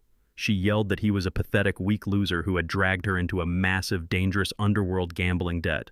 She admitted with absolutely no remorse that she was leaving him because he was entirely too weak to protect her from the mobsters who ambushed her in the dark. She told her husband that Richard Vance was twice the man he would ever be, and that she deserved the millions. The criminal alliance was completely and totally shattered. They were tearing each other apart like starving wild animals fighting over a single drop of blood. Darnell threatened to call the police right that second. He threatened to tell the authorities everything about the forged medical records and the fraudulent power of attorney. He wanted to burn her to the ground. Chloe laughed a cold, hysterical, piercing laugh. She told him to go ahead and pick up the phone. She reminded him that if he called the police, he would go to federal prison right alongside her for identity theft, elder abuse, and bank fraud. She told him he forged my signature on the mob loan and he was just as guilty as she was. Keisha started sobbing uncontrollably loudly, whining that her life was ruined and the bank was going to repossess her luxury vehicle by the end of the week. The room was filled with the toxic, horrible sounds of three vicious predators realizing they were all permanently locked inside the exact same burning cage. But then Chloe played her final, desperate commanding card. She yelled over the chaos that absolutely none of this infighting mattered if the Vanguard vice president did not sign the paperwork at my house in exactly 2 hours. She told Darnell and Keisha that if they ruined the morning signing ceremony, the $3 million would permanently vanish. She reminded Darnell that the mob would kill him by midnight. She reminded Keisha that she would be forced into total bankruptcy. Chloe stated that the only way any of them survived the week was to play their designated parts perfectly and secure the corporate money first. The heavy, suffocating silence that followed her statement proved she was absolutely right. Extreme greed and primal physical fear forced them to swallow their bitter hatred. They mutually agreed to do the signing and divide the stolen money immediately after. They were marching forward together, bound by absolute terror. The sun was fully shining over the Atlanta skyline. Silas drove the surveillance van a little closer to my neighborhood. I watched the high-definition video feed broadcasting from the hidden cameras inside my living room. I saw 2 sleek black luxury vehicles pull into my driveway. The heavy doors opened. Darnell stepped out first, adjusting his expensive tie with shaking, sweating hands. Keisha followed him quickly, hiding her red, swollen eyes behind oversized designer sunglasses. Chloe walked up the concrete driveway with a tight, artificial smile, completely masking her sheer terror. Walking right beside her was Richard Vance, the Vanguard vice president, carrying the thick leather briefcase containing the final purchase agreements. They walked up my front porch steps, standing shoulder to shoulder. They turned the key and opened the front door, completely unaware that they were marching directly into a concrete slaughterhouse designed specifically for them. I sat in the back of the dark surveillance van, staring at the high-definition monitors glowing brightly against the metal walls. Ms. Holloway sat next to me, typing rapidly on her secure, encrypted laptop. We were watching the final act of a deeply tragic play unfold right inside my own living room. The hidden cameras captured every single detail with terrifying clarity. Richard Vance, the Vanguard regional vice president, opened his thick leather briefcase and placed the final purchasing agreements directly onto my coffee table. Chloe stood next to him, radiating an aura of pure, arrogant triumph.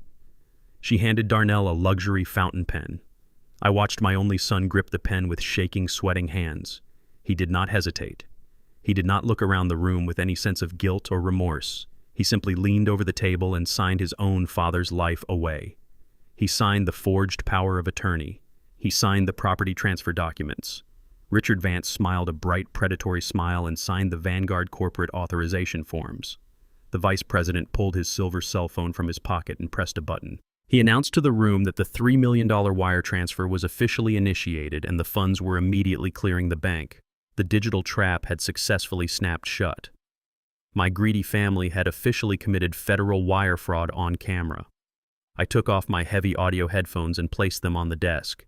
It was time to introduce them to the consequences of their actions. I took off my blood-stained canvas jacket and dropped it onto the floor of the van. I unbuttoned my torn shirt and let it fall. My ribs throbbed with a dull, agonizing pain from the brutal fight in the diner, but I forced the weakness out of my mind. Silas reached into a protective garment bag hanging in the back of the vehicle and handed me my new armor. It was a pristine, custom-tailored charcoal gray suit. I bought it years ago, keeping it preserved for a day when I needed to command absolute, undeniable authority. I put on the crisp white dress shirt and the heavy silk tie. I slipped my arms into the perfectly fitted gray jacket. I slid my feet into highly polished black leather shoes. I looked at my reflection in the dark monitor screens. The fragile, annoying old man from the emergency room was completely dead and buried. Staring back at me was the ruthless apex predator who quietly built a $12 million real estate empire in the shadows of Atlanta. Silas opened the heavy back doors of the surveillance van. The cold morning air hit my face. Standing on the pavement waiting for me were two massive armed security contractors. Ms. Holloway had hired them from a private military firm. They wore black tactical gear and carried themselves with cold professional discipline. I did not need to give them any instructions. They already knew exactly what we were about to do. We marched down the center of the quiet residential street in a tight formation.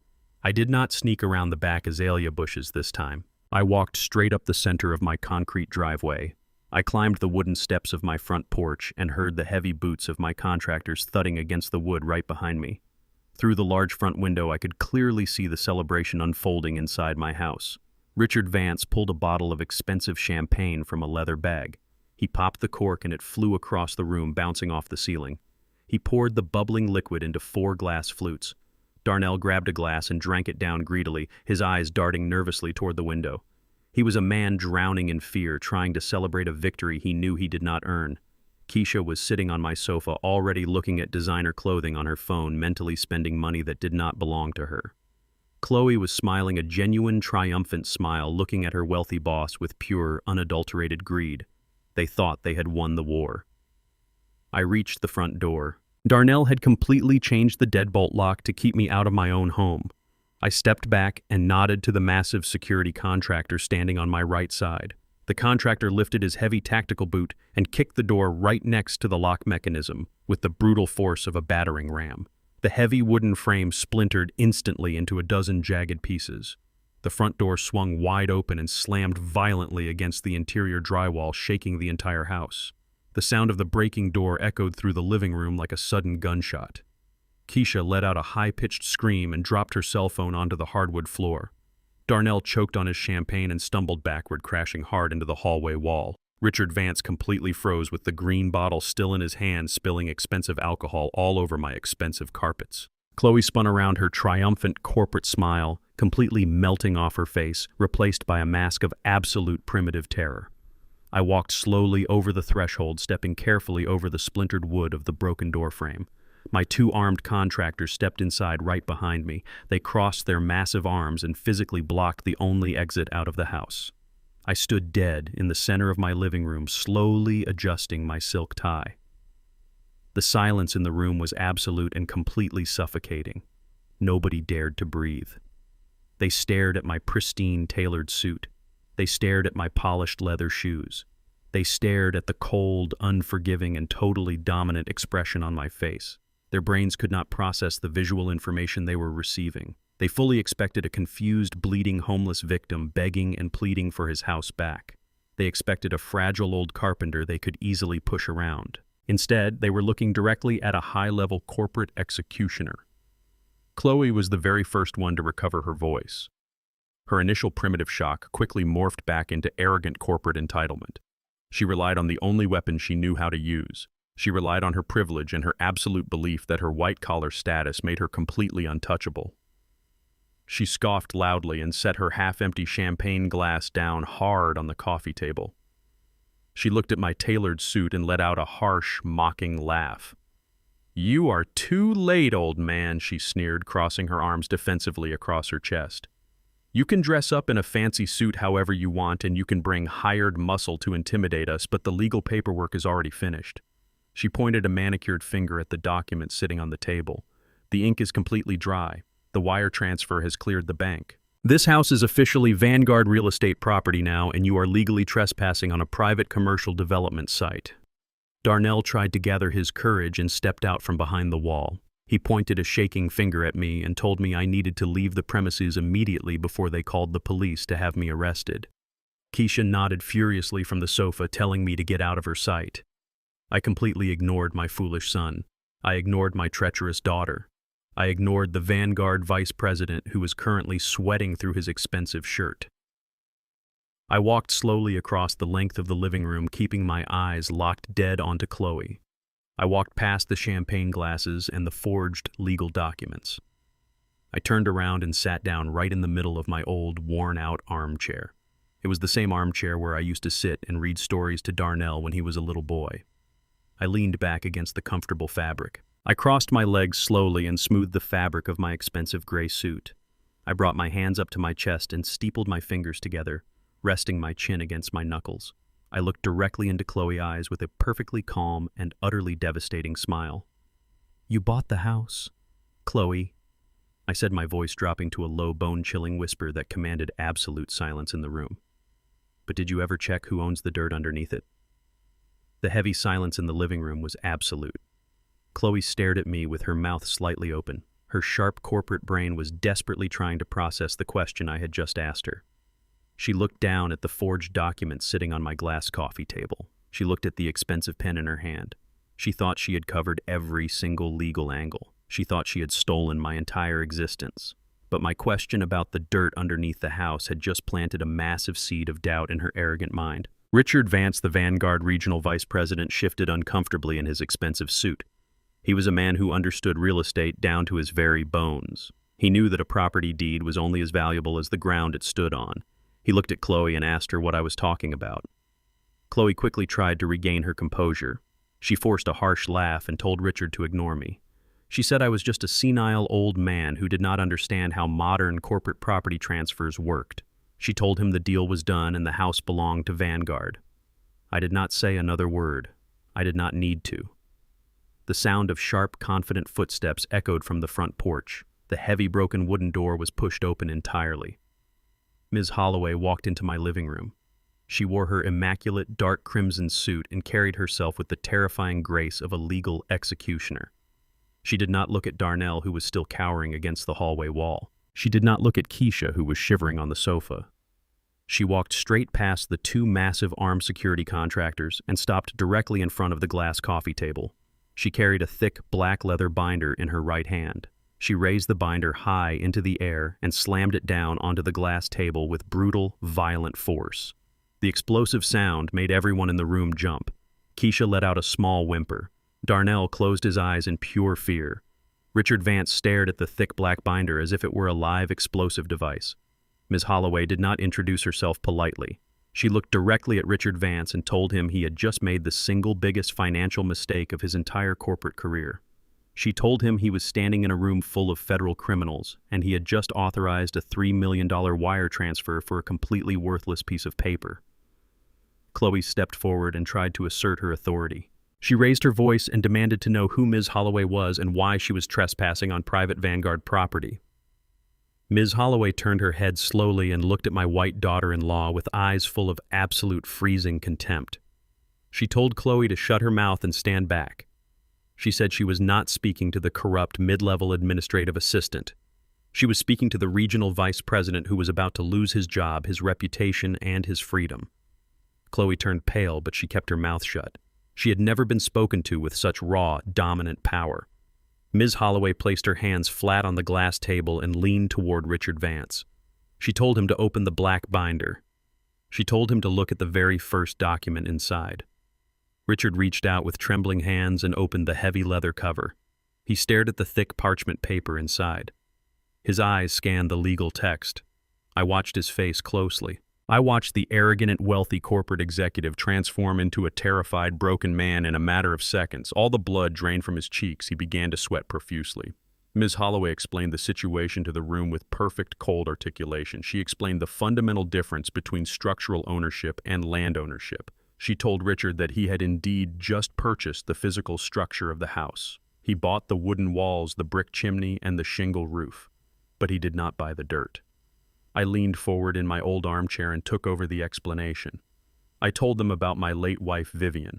I told them how Vivian grew up watching wealthy developers steal land from black families using shady legal tactics and aggressive gentrification. I told them Vivian made me promise that our family home would never fall victim to corporate greed. I explained what we did 20 years ago. We hired a team of elite property lawyers and completely separated the physical house from the land it sat on. We took the exact physical footprint of the soil and permanently transferred it into an irrevocable trust called the Black Heritage Historical Trust. Ms. Holloway pointed to the document and Richard shaking hands. She told him to read the specific zoning clauses attached to that historical trust. She explained that the soil beneath my house was heavily protected by strict municipal and federal historical preservation laws. She told the Vanguard vice president that he was legally forbidden from demolishing the house. She told him he was legally forbidden from drilling into the foundation. She told him he could never ever build a massive $50 million commercial complex on that specific plot of dirt.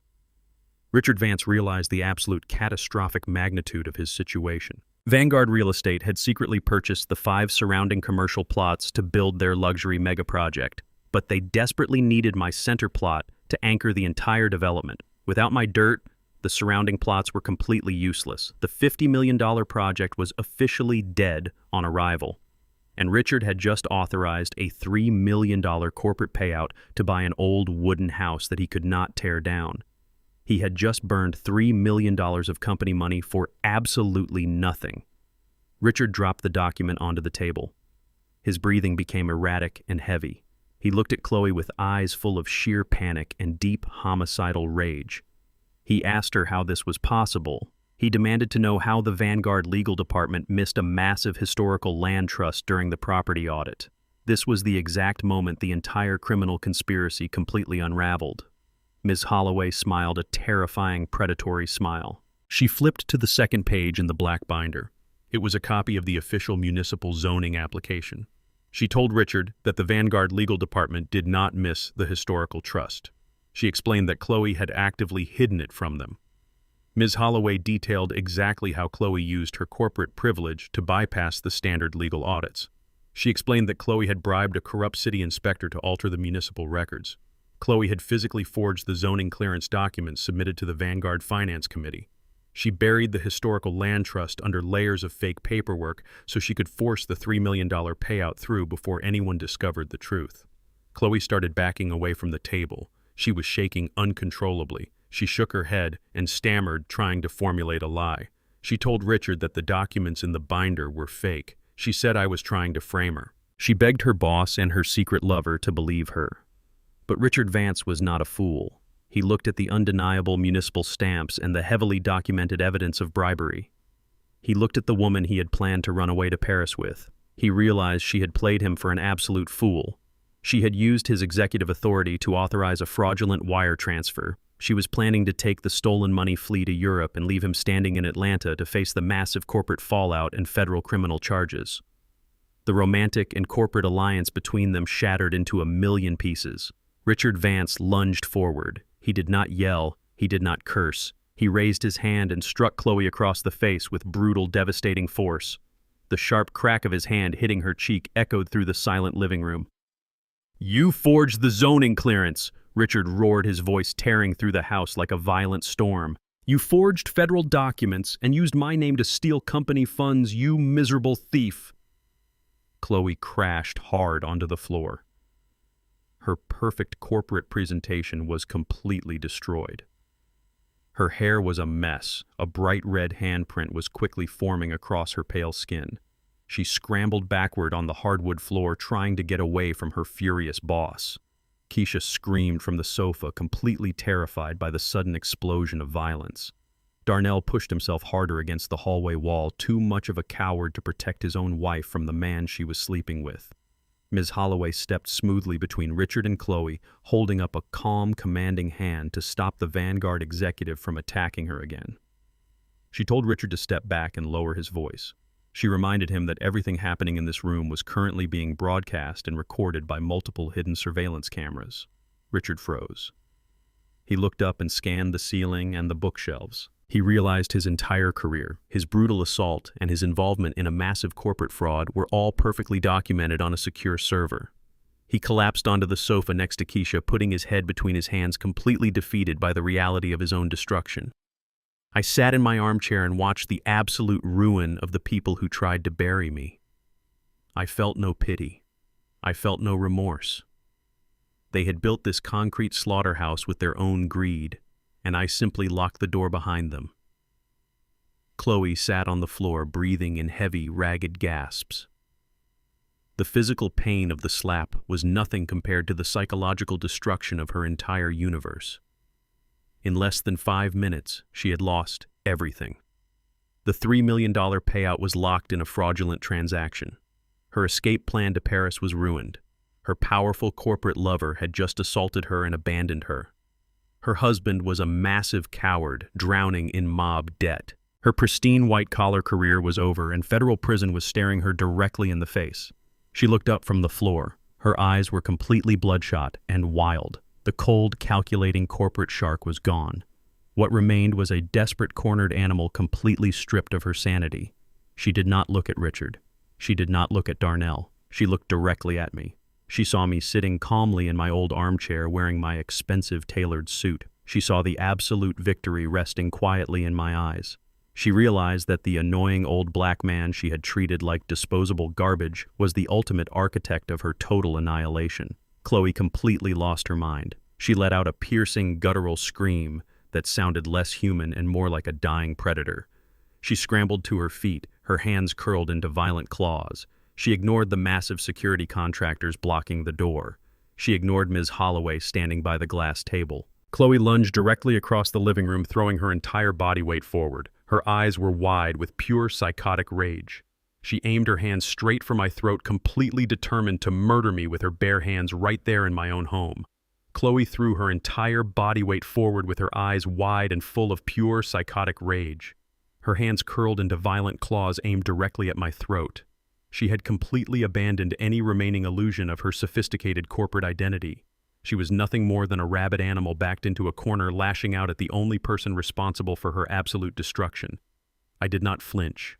I did not raise my arms to defend myself. I did not even bother to stand up from my comfortable armchair. I simply sat there watching her fly across the living room because I knew exactly what was waiting just outside my broken front door. I knew the precise schedule Ms. Holloway had coordinated with her contacts in the federal government. Before Chloe could close the remaining distance between us, a deafening explosion of sound erupted from the front porch. The splintered remains of my heavy wooden door were violently kicked completely off their hinges.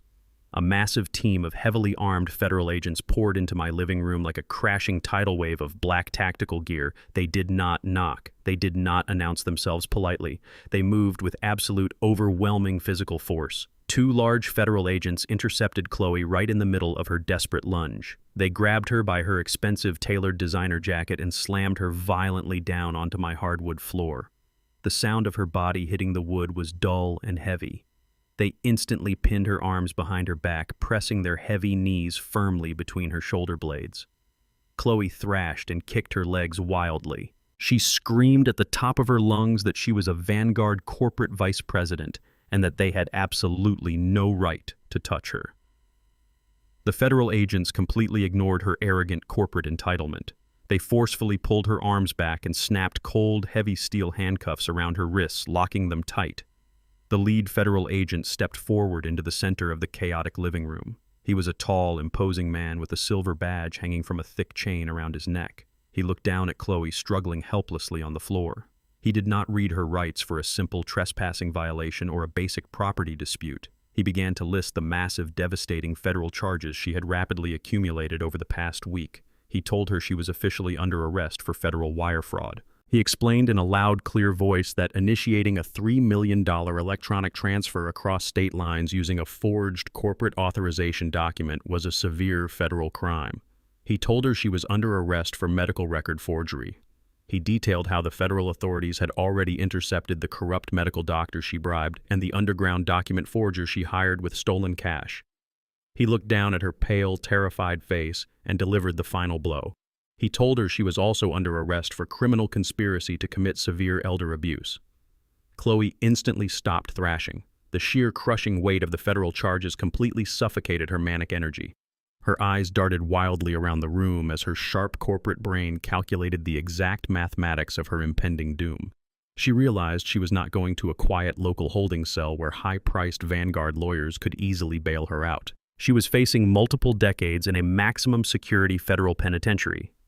The consecutive sentences for those specific federal crimes would guarantee she would never wear a tailored suit or walk into a luxury office building ever again. Her entire pristine life was officially over in a matter of seconds. Richard Vance tried to quietly back away toward the kitchen, hoping to slip out the back door in the confusion. Two federal agents immediately blocked his path and placed firm hands on his chest. They told the Vanguard regional vice president he was being officially detained for intense federal questioning regarding his signature on the fraudulent financial transfer documents. Richard looked at Chloe with absolute sickening disgust. He realized his secret illicit affair had just permanently destroyed his flawless corporate career and dragged him directly into a massive federal indictment. Chloe twisted her head on the hard wooden floor, looking frantically around the room for anyone who could possibly save her. She looked at Richard, pleading with her eyes, but he actively turned his face away from her, completely washing his hands of her existence.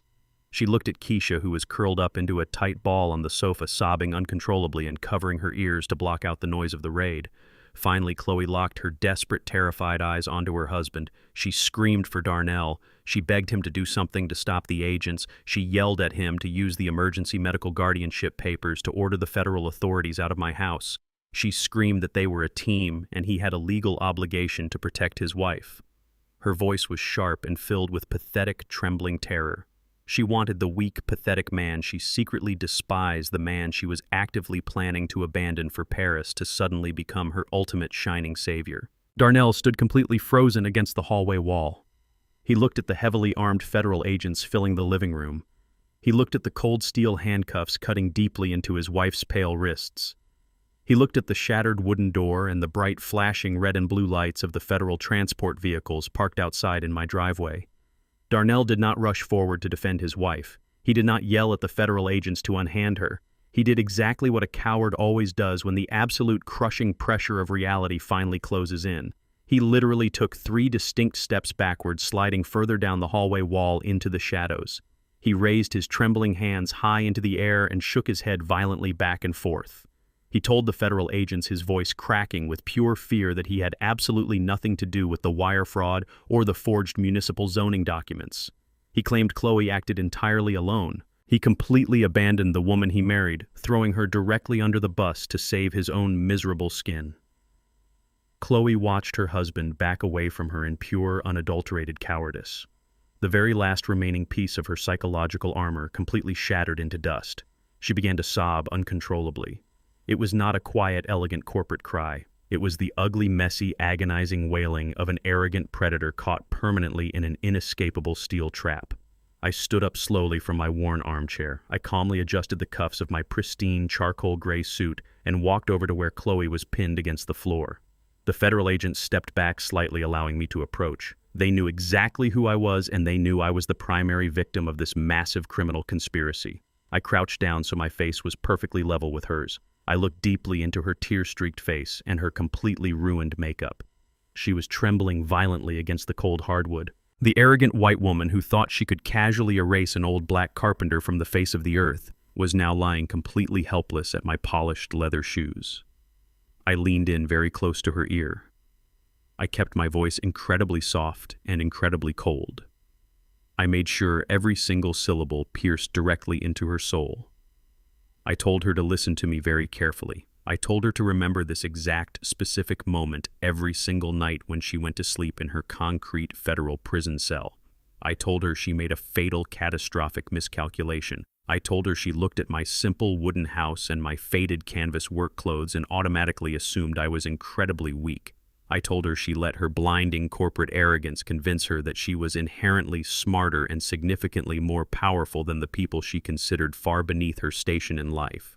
"Never assume a white collar makes it easy to rob an old black man," I whispered smoothly into her ear. "You picked the wrong victim." Chloe squeezed her eyes shut as fresh hot tears poured down her ruined face. She had absolutely no response. There was no clever, sophisticated corporate comeback. There was no arrogant verbal threat left in her body.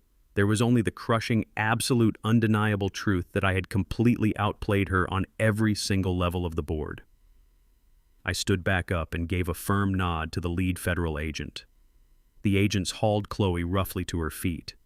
They did not handle her with any gentle corporate courtesy or polite respect. They marched her aggressively toward the broken front door. She dragged her feet, stumbling clumsily like a broken doll as they pulled her out of my house and shoved her into the back of a waiting, heavily armored federal transport vehicle. They escorted Richard Vance out right behind her. His head was hung low in total, absolute shame, his pristine reputation completely in ruins. The massive Vanguard $50 million commercial project was officially dead and buried. The wealthy corporate masterminds who tried to steal my historical land were currently sitting securely in the back of federal squad cars destined for a very long, rigid legal nightmare. Ms. Holloway stood calmly by the glass coffee table, gathering the fraudulent property documents and slipping them back into her thick black leather binder. She had executed the complex legal trap with absolute flawless perfection. She looked at me across the room and gave a sharp, deeply respectful nod. The federal aspect of our operation was officially concluded. But the day was far from over. The federal authorities had come specifically for the multi-million-dollar wire fraud and the corporate medical bribery. They had their primary target securely in custody. They had absolutely no legal jurisdiction over personal civil debt collection. They did not care about underground lending syndicates or illegal sports gambling debts. They packed up their heavy tactical gear, secured their prisoners, and drove away from my property, leaving the shattered front door completely wide open to the cold morning air. The flashing red and blue emergency lights slowly faded down the street. The quiet residential neighborhood returned to an eerie, suffocating silence. Only 3 people were left inside my living room. Me, my treacherous daughter Keisha, and my incredibly cowardly son Darnell. Darnell let out a massive, ragged sigh of absolute relief. He slumped heavily against the hallway wall, completely exhausted, thinking he had miraculously survived the devastating federal raid. He truly believed his cowardly denial had actually saved him from the raging fire. He looked at me with wide, terrified eyes, hoping the absolute worst part of his terrible nightmare was finally over. He had absolutely no idea the heavily armed federal agents were actually the only people keeping him safe from what was patiently waiting outside. The heavy silence in the living room settled like thick dust after a collapsed building. The flashing lights of the federal vehicles were completely gone. Ms. Holloway snapped her leather briefcase shut and stood quietly in the corner, watching the final phase of my operation. Keisha remained completely frozen on the sofa, burying her face in her hands. Darnell slowly slid down the hallway wall until he was sitting on the hardwood floor. He let out a massive, ragged sigh of absolute relief. He ran his shaking hands over his sweating face. He looked at the empty space where the front door used to be and let out a nervous, pathetic laugh. He actually believed he had survived. He truly thought his cowardly denial during the federal raid had saved him from prison. He looked at me sitting calmly in my old armchair, and his eyes filled with a desperate, calculating hope. He thought the old man who raised him would magically forgive everything now that the evil white daughter-in-law was out of the picture. Darnell pushed himself up from the floor. His expensive, tailored suit was wrinkled and covered in dust from the splintered doorframe. He took 3 shaky steps toward the center of the living room. He did not stand tall. He completely collapsed. He dropped heavily onto his knees right in front of my polished black leather shoes. He looked up at me with tears streaming down his face. It was not genuine remorse. It was the desperate performance of a cornered animal trying to manipulate its way out of a trap. He reached out with trembling hands and gently grabbed the fabric of my trousers. "Pops," he sobbed, his voice cracking with artificial emotion. "You have to believe me." I had absolutely no idea what she was planning. Chloe forced me into all of this. She manipulated me. She used her corporate lawyers and her aggressive tactics to twist my mind. I was just trying to protect our family assets. I was trying to save your legacy from her. I sat perfectly still and let him speak. I let him dig his grave as deep as he possibly could. Darnell continued to weep loudly. He swore he never wanted to put me in a psychiatric ward. He claimed the fake medical records were entirely Chloe doing. He told me he was terrified of her corporate connections and felt he had no choice but to go along with her aggressive real estate acquisition. He looked deeply into my eyes, playing the ultimate trump card he thought he held. "I am your son, Pops," he pleaded, gripping my trousers tighter. "I am your own flesh and blood. You raised me. You know I have a good heart. You know I would never intentionally hurt you. We are family. We can rebuild after this. We can get through this together. Just you, me, and Keisha." I looked down at the 40-year-old man kneeling on my floor. I did not feel a single ounce of paternal love. I did not feel pity. I only felt a cold, profound disgust. He was willing to sell my life to a corporation for a payout, and now he was trying to sell his wife to me for forgiveness. He had absolutely no loyalty to anyone but himself. I did not yell at him. I did not kick his hands away from my legs. I simply reached into the inner pocket of my charcoal gray suit jacket. I pulled out a small black remote control. It was the master switch for the high-definition audio-visual system Ms. Holloway technicians had wired into the very bones of my house. I looked Darnell dead in his weeping eyes and pressed a single button. The hidden surround sound speakers mounted perfectly flush in the ceiling. Corners crackled to life. The crystal-clear high-fidelity audio recording from the hospital emergency room filled the entire living room. The sound of the young nurse typing on her keyboard echoed off the walls. Then Darnell's own arrogant voice boomed through the speakers. "How long is this going to take?" His recorded voice demanded, sharp and full of deep irritation. "This annoying old man just made me miss a crucial investor meeting for my startup. Do you have any idea how much money is on the line today?" The color instantly vanished from Darnell's face. His fake tears stopped falling. He froze, completely paralyzed by the sound of his own undeniable cruelty. The audio recording continued, playing without mercy. The speakers broadcasted the exact moment Keisha told him to leave me there to let the insurance handle the bill. It broadcasted Darnell agreeing with her. It broadcasted his exact final words before he stole my wallet. "I will handle the paperwork later," the recorded Darnell said with absolute cold indifference. "Just keep him in this bed and do not call me unless he stops breathing." I pressed the button again and the speakers went dead silent. The contrast between his arrogant, booming voice on the recording and the pathetic, weeping shell of a man kneeling in front of me was absolutely staggering. I leaned forward in my armchair, closing the physical distance between us. I forced him to look directly into my eyes. "You did not miss your crucial investor meeting, Darnell," I said, my voice low and completely devoid of emotion. "But you made a catastrophic miscalculation. You assumed that just because I was bleeding in a hospital bed, I was weak. You assumed my silence meant I was defeated. You assumed you could steal my wallet, my identification, and my financial independence, and I would just quietly disappear into a secure psychiatric ward." Darnell opened his mouth to speak, but he could not find the words. The audio recording had completely destroyed his narrative. He could not blame Chloe for the words he spoke in that hospital room. He could not blame corporate manipulation for the moment he decided to strip his injured father of his basic human dignity. I reminded him of the $200,000 loan he secured from the violent underground syndicate. I watched his eyes widen in pure terror as he realized I knew every single detail about his illicit gambling debts. I explained to him that I walked directly into Terrence's underground club. I told him I handed Chloe over to the wolves simply to force her to accelerate the house sale. I told him I orchestrated this entire morning specifically to lock his wife in a federal penitentiary. Darnell swallowed hard, his throat completely dry. He asked me why the federal agents did not arrest him too. He asked me why I let him stay behind while Chloe and Richard Vance were dragged away in handcuffs. He actually thought I spared him because he was my son. I shattered that illusion with brutal precision. I told him I explicitly instructed Miss Holloway to keep his name out of the federal corporate fraud indictments. I told him I made sure the federal authorities had absolutely no legal interest in him today. I explained that federal prison is a highly structured, secure environment with guards, cameras, and protected cells. Federal prison was entirely too safe for what he had done to me. I wanted him to face the true consequences of the massive underground debt he forged in my name. I wanted him to answer to the exact people he tried to unleash on me. Darnell began to shake uncontrollably. He realized the absolute horrifying magnitude of what I had done. He realized he was not spared. He was isolated. He was completely unprotected. A low, deep rumbling sound began to vibrate through the floorboards of the living room. It was the sound of heavy, high-displacement engines approaching the property.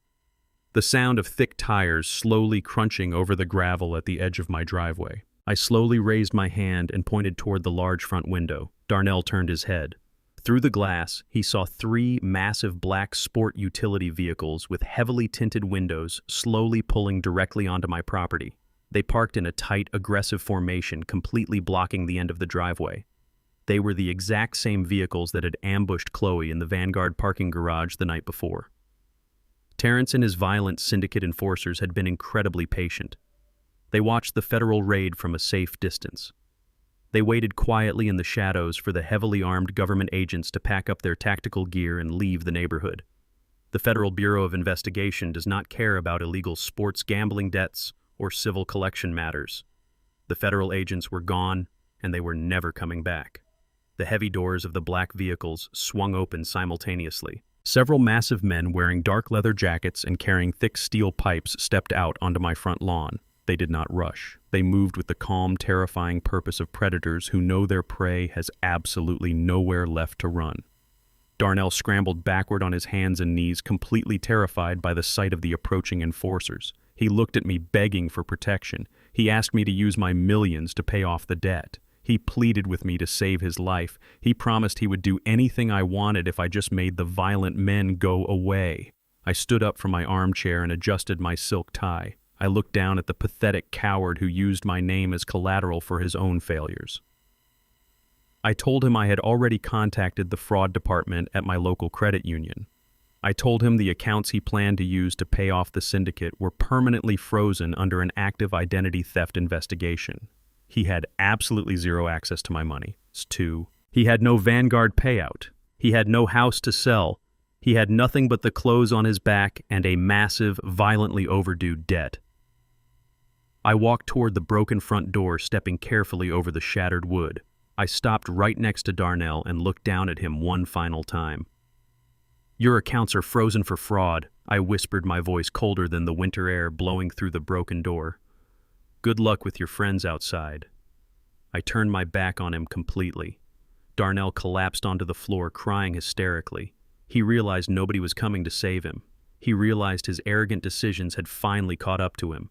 He was a dead man walking, and he had absolutely no one to blame but himself. I walked past Ms. Holloway and gestured for her to follow me toward the kitchen. The syndicate was here for Darnell. They had absolutely no quarrel with me. I had paid my respects to the wolves, and now it was time to let them eat. Behind me, I heard the heavy boots of the syndicate enforcers stepping onto my front porch. I did not turn around. I did not look back. I had successfully eliminated the corporate threat and the treacherous son. There was only one final piece of trash left to take out. I looked toward the sofa where Keisha was currently trying to make herself completely invisible. It was her turn to face the reckoning. The heavy sounds of the syndicate enforcers dragging Darnell out of my front yard slowly faded down the street. The chaotic violence outside my broken door was completely replaced by a cold, suffocating silence inside my living room. I turned my attention away from the window and looked toward the sofa. Keisha was the last one left. My only daughter was sitting completely frozen, staring at the empty space where her brother had just been standing.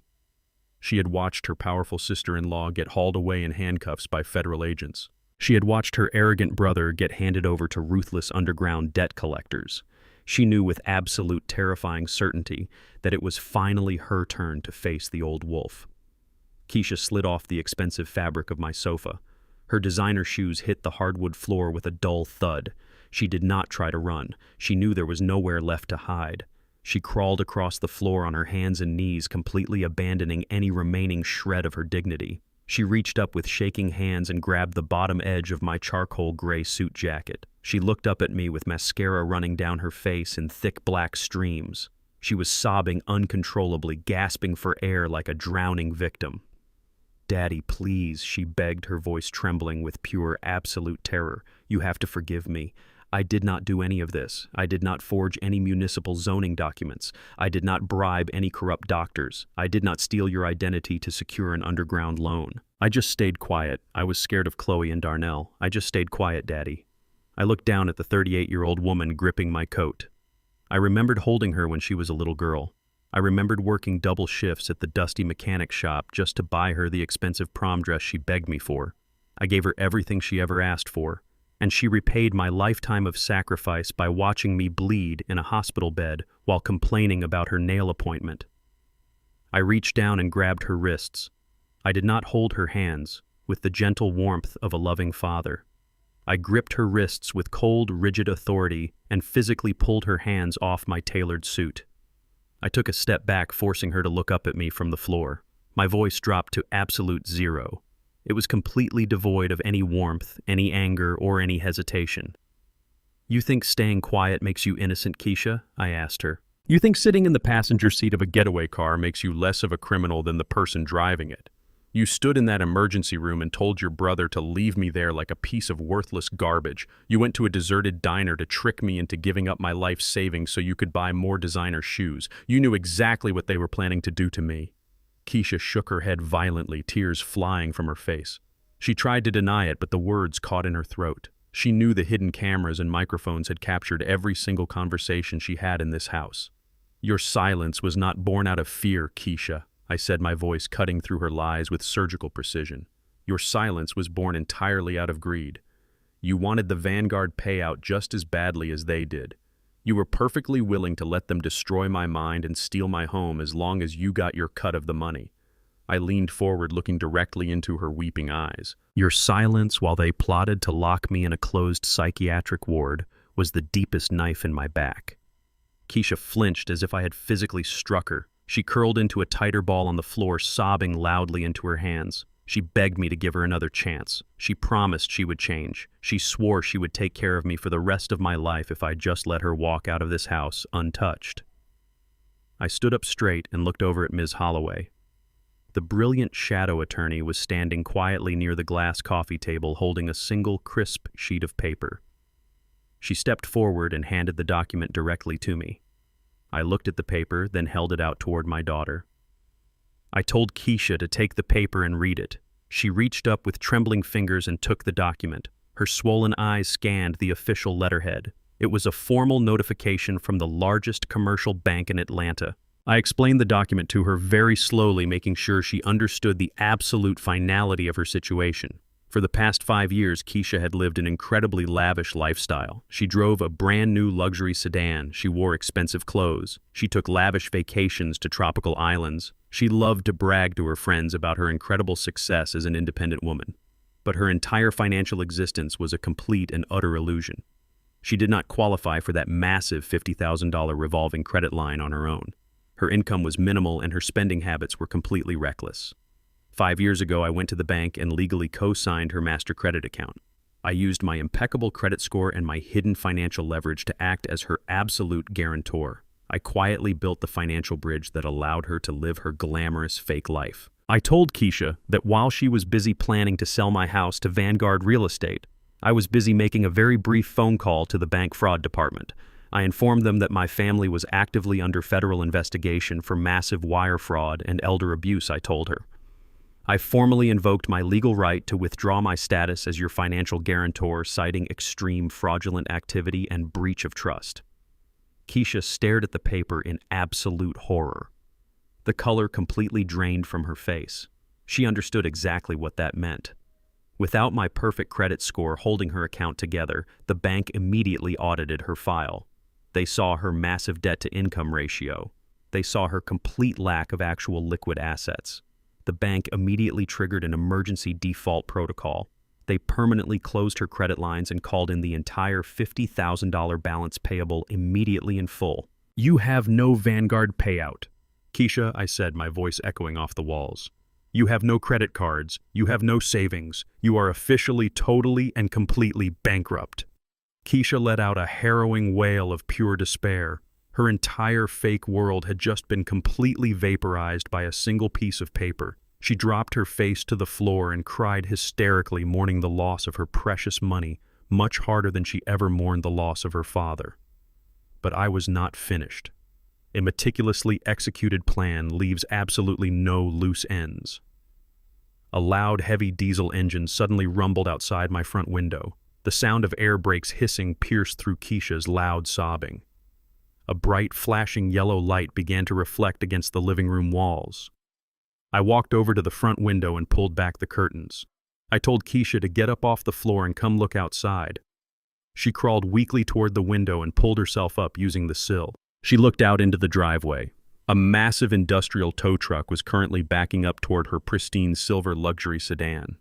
A man in a heavy work jacket jumped out of the cab and rapidly secured heavy steel chains to the front axle of her expensive vehicle. The hydraulic winch began to whine loudly as the front wheels of her prized possession were lifted off the concrete driveway. "No," Keisha screamed, hitting the window glass with her hands. "No, you cannot take my car. Please, I need my car." She turned to me with wild, desperate eyes. She begged me to go outside and stop them. She asked me to write them a check from my $12 million trust fund. She promised she would pay me back every single penny if I just saved her luxury vehicle. I looked at her with an expression of pure, unyielding stone. "The bank legally owns that vehicle, Keisha," I explained calmly, watching the tow truck driver secure the final safety straps. And since you just defaulted on $50,000 of unsecured debt, they dispatched a recovery team to repossess their asset immediately. Keisha watched through the glass as the heavy diesel engine roared. The tow truck pulled slowly out of my driveway, dragging her silver luxury sedan away down the street. Her only remaining symbol of wealth and status disappeared around the corner, leaving her with absolutely nothing. She slid down the wall and sat on the floor, pulling her knees tight against her chest. She was a broken, empty shell. She had no corporate job like Chloe. She had no underground connections like Darnell. She was just a selfish, materialistic woman who had just lost every single thing she valued in the entire world. I turned away from the window and buttoned my suit jacket. I looked down at my daughter one last time. "Your brother left me stranded in a hospital with no wallet and no way to get home," I said, my voice quiet and absolute. "Today you leave my property with no money, no credit, and no car. It looks like you are going to have to walk."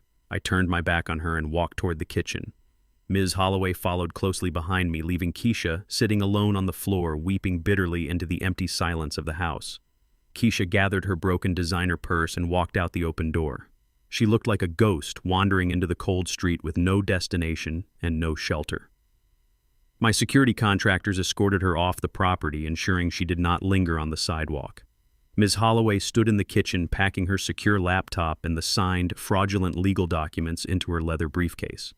She told me the federal prosecutors had everything they needed to keep Chloe and Richard Vance locked in maximum security holding cells without bail. She confirmed that Darnell was currently in the custody of the underground syndicate, and his immediate future was entirely out of our hands. I thanked her for her flawless execution of the legal trap. I told her I would contact her office on Monday to discuss our next strategic move against Vanguard Real Estate.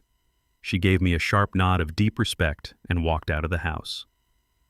The two security contractors took their positions outside on the front porch, standing guard over the splintered wooden doorframe.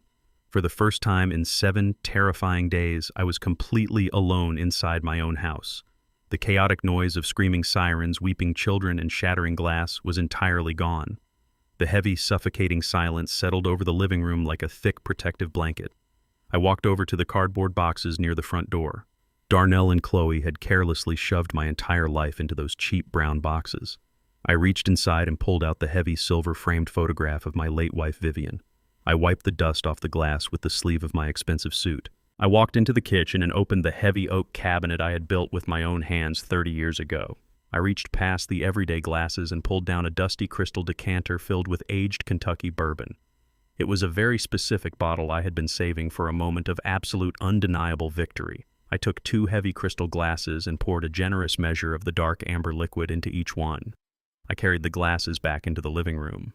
I walked over to the thick wooden mantel above the brick fireplace. I carefully placed the silver-framed photograph of Vivian dead in the center of the mantel.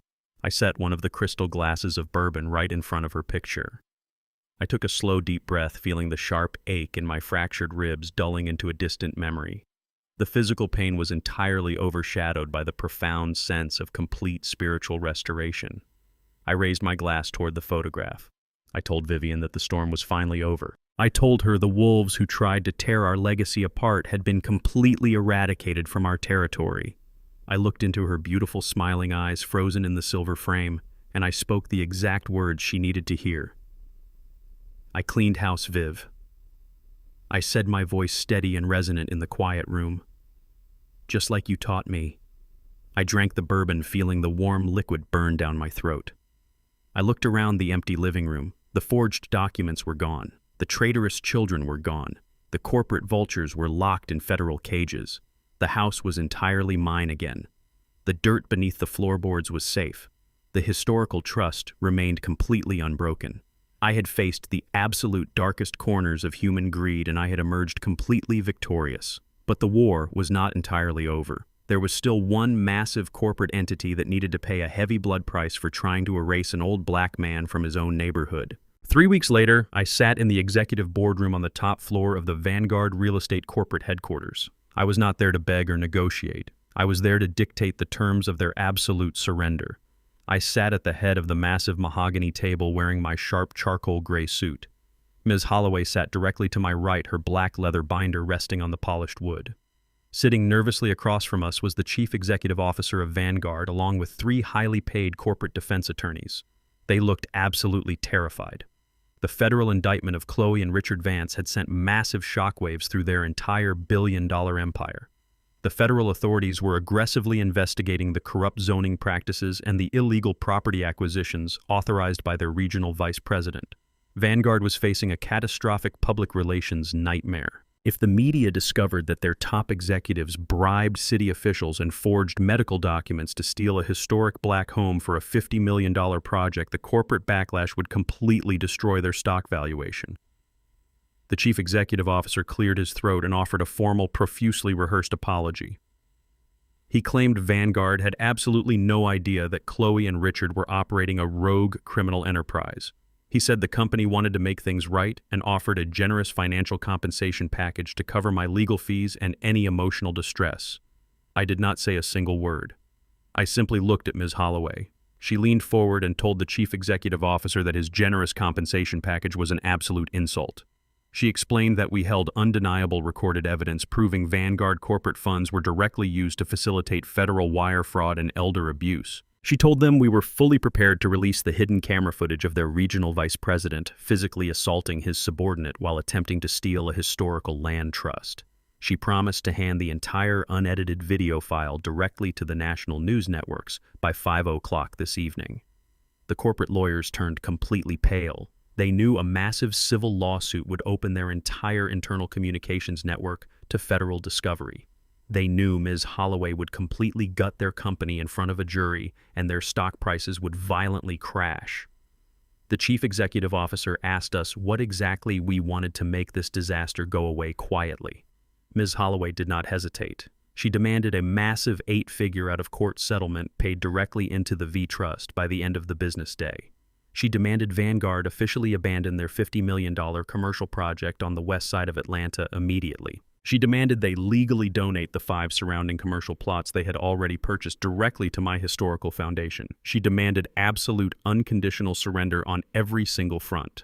The corporate executives stared at us in stunned silence. They were being legally extorted by a retired carpenter and a shadow attorney, but they had absolutely no other choice. They were completely cornered.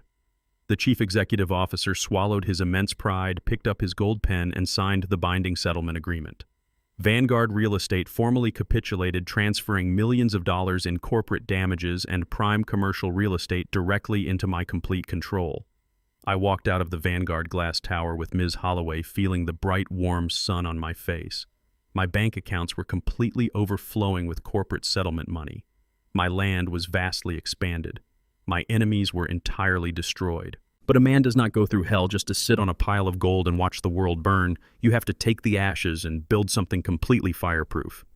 6 months later, I stood on the massive commercial plot of land directly adjacent to my historic wooden house.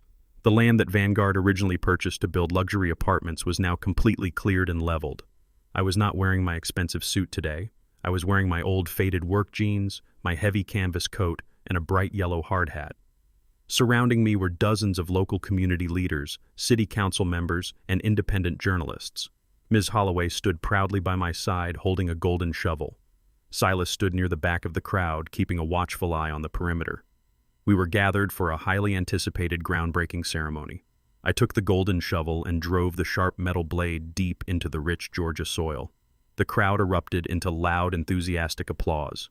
We were not breaking ground for a corporate shopping mall or a massive high-rise building.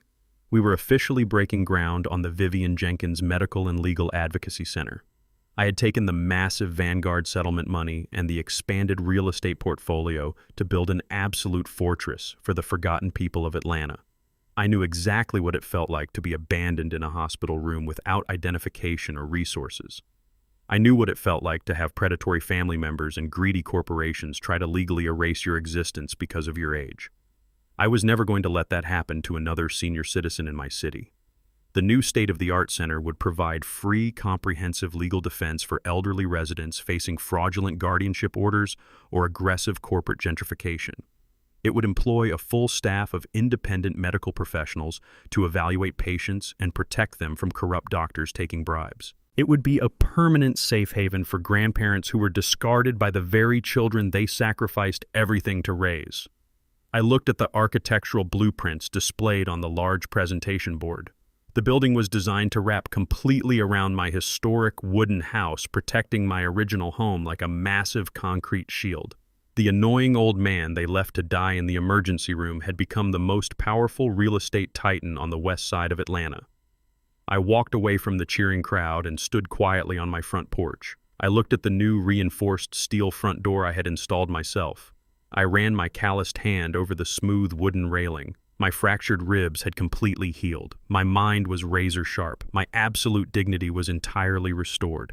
I had faced the ultimate betrayal from my own flesh and blood, and I had used their dark treachery to forge a legacy of undeniable strength and fierce protection. The cowardly predators were completely gone, and the old wolf was finally at absolute peace in his own kingdom.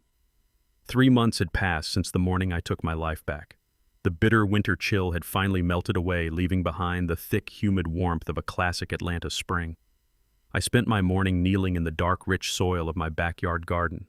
My hands were covered in dirt as I carefully tended to the rows of tomato plants and collard greens I had planted early in the season.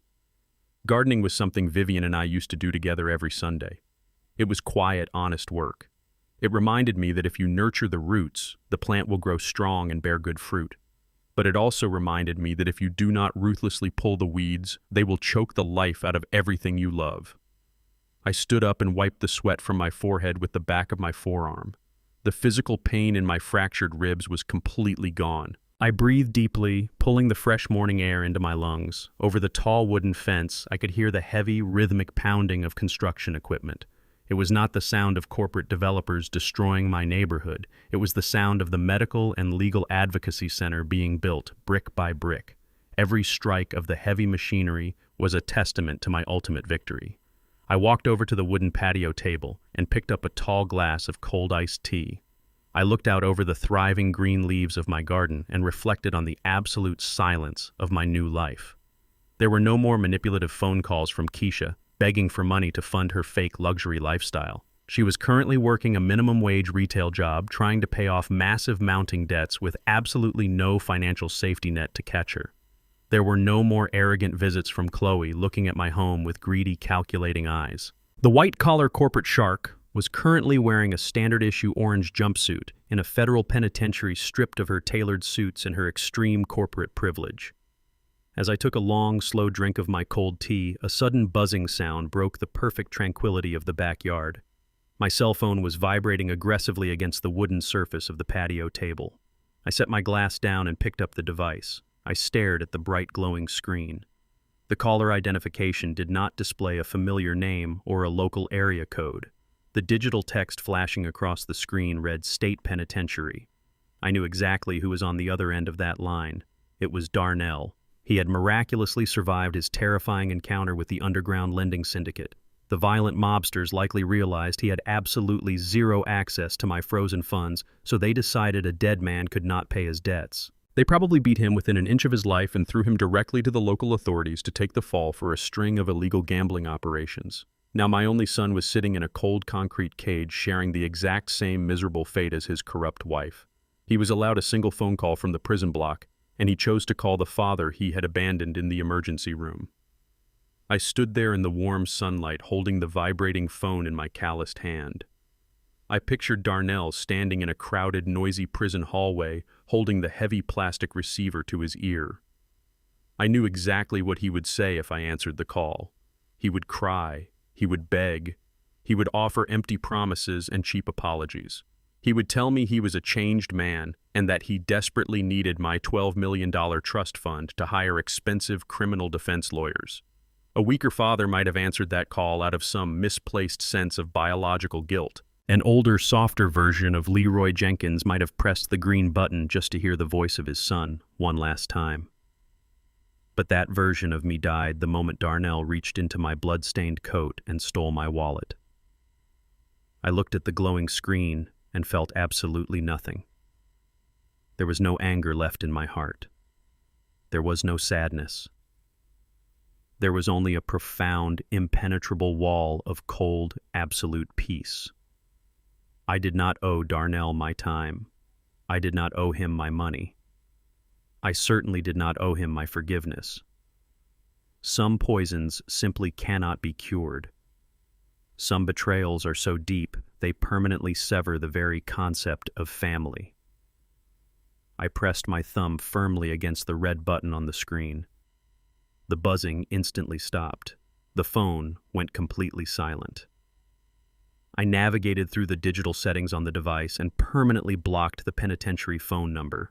I placed the phone back down on the wooden table. I turned my face toward the sun and closed my eyes, letting the warm light wash over my skin. I had officially severed the final decaying branch of my family tree. I picked up my gardening tools and walked slowly back toward my historic wooden house. I stepped through the back door into the quiet comfort of my own kitchen. I was an old man, but I was not fragile. I was completely free. I was immensely proud. And the old wolf was absolutely unbroken. Blood makes you related, but loyalty makes you family. For too long, society tells us that parents must endure any abuse, any disrespect, simply because they are your children. I learned the hard way that unconditional love should never mean unconditional tolerance for cruelty. When greed replaces gratitude, and when those who should protect you decide to prey on you, setting boundaries is not an act of revenge, it is an act of survival. Never let anyone, not even your own flesh and blood, convince you that your age makes you defenseless. Dignity has no expiration date. If my journey resonated with you, please hit the like button and subscribe to the channel for more powerful stories of survival and justice. Let me know in the comments below if you have ever had to walk away from toxic family members to protect your own peace. Share this video with someone who needs to remember their own strength today.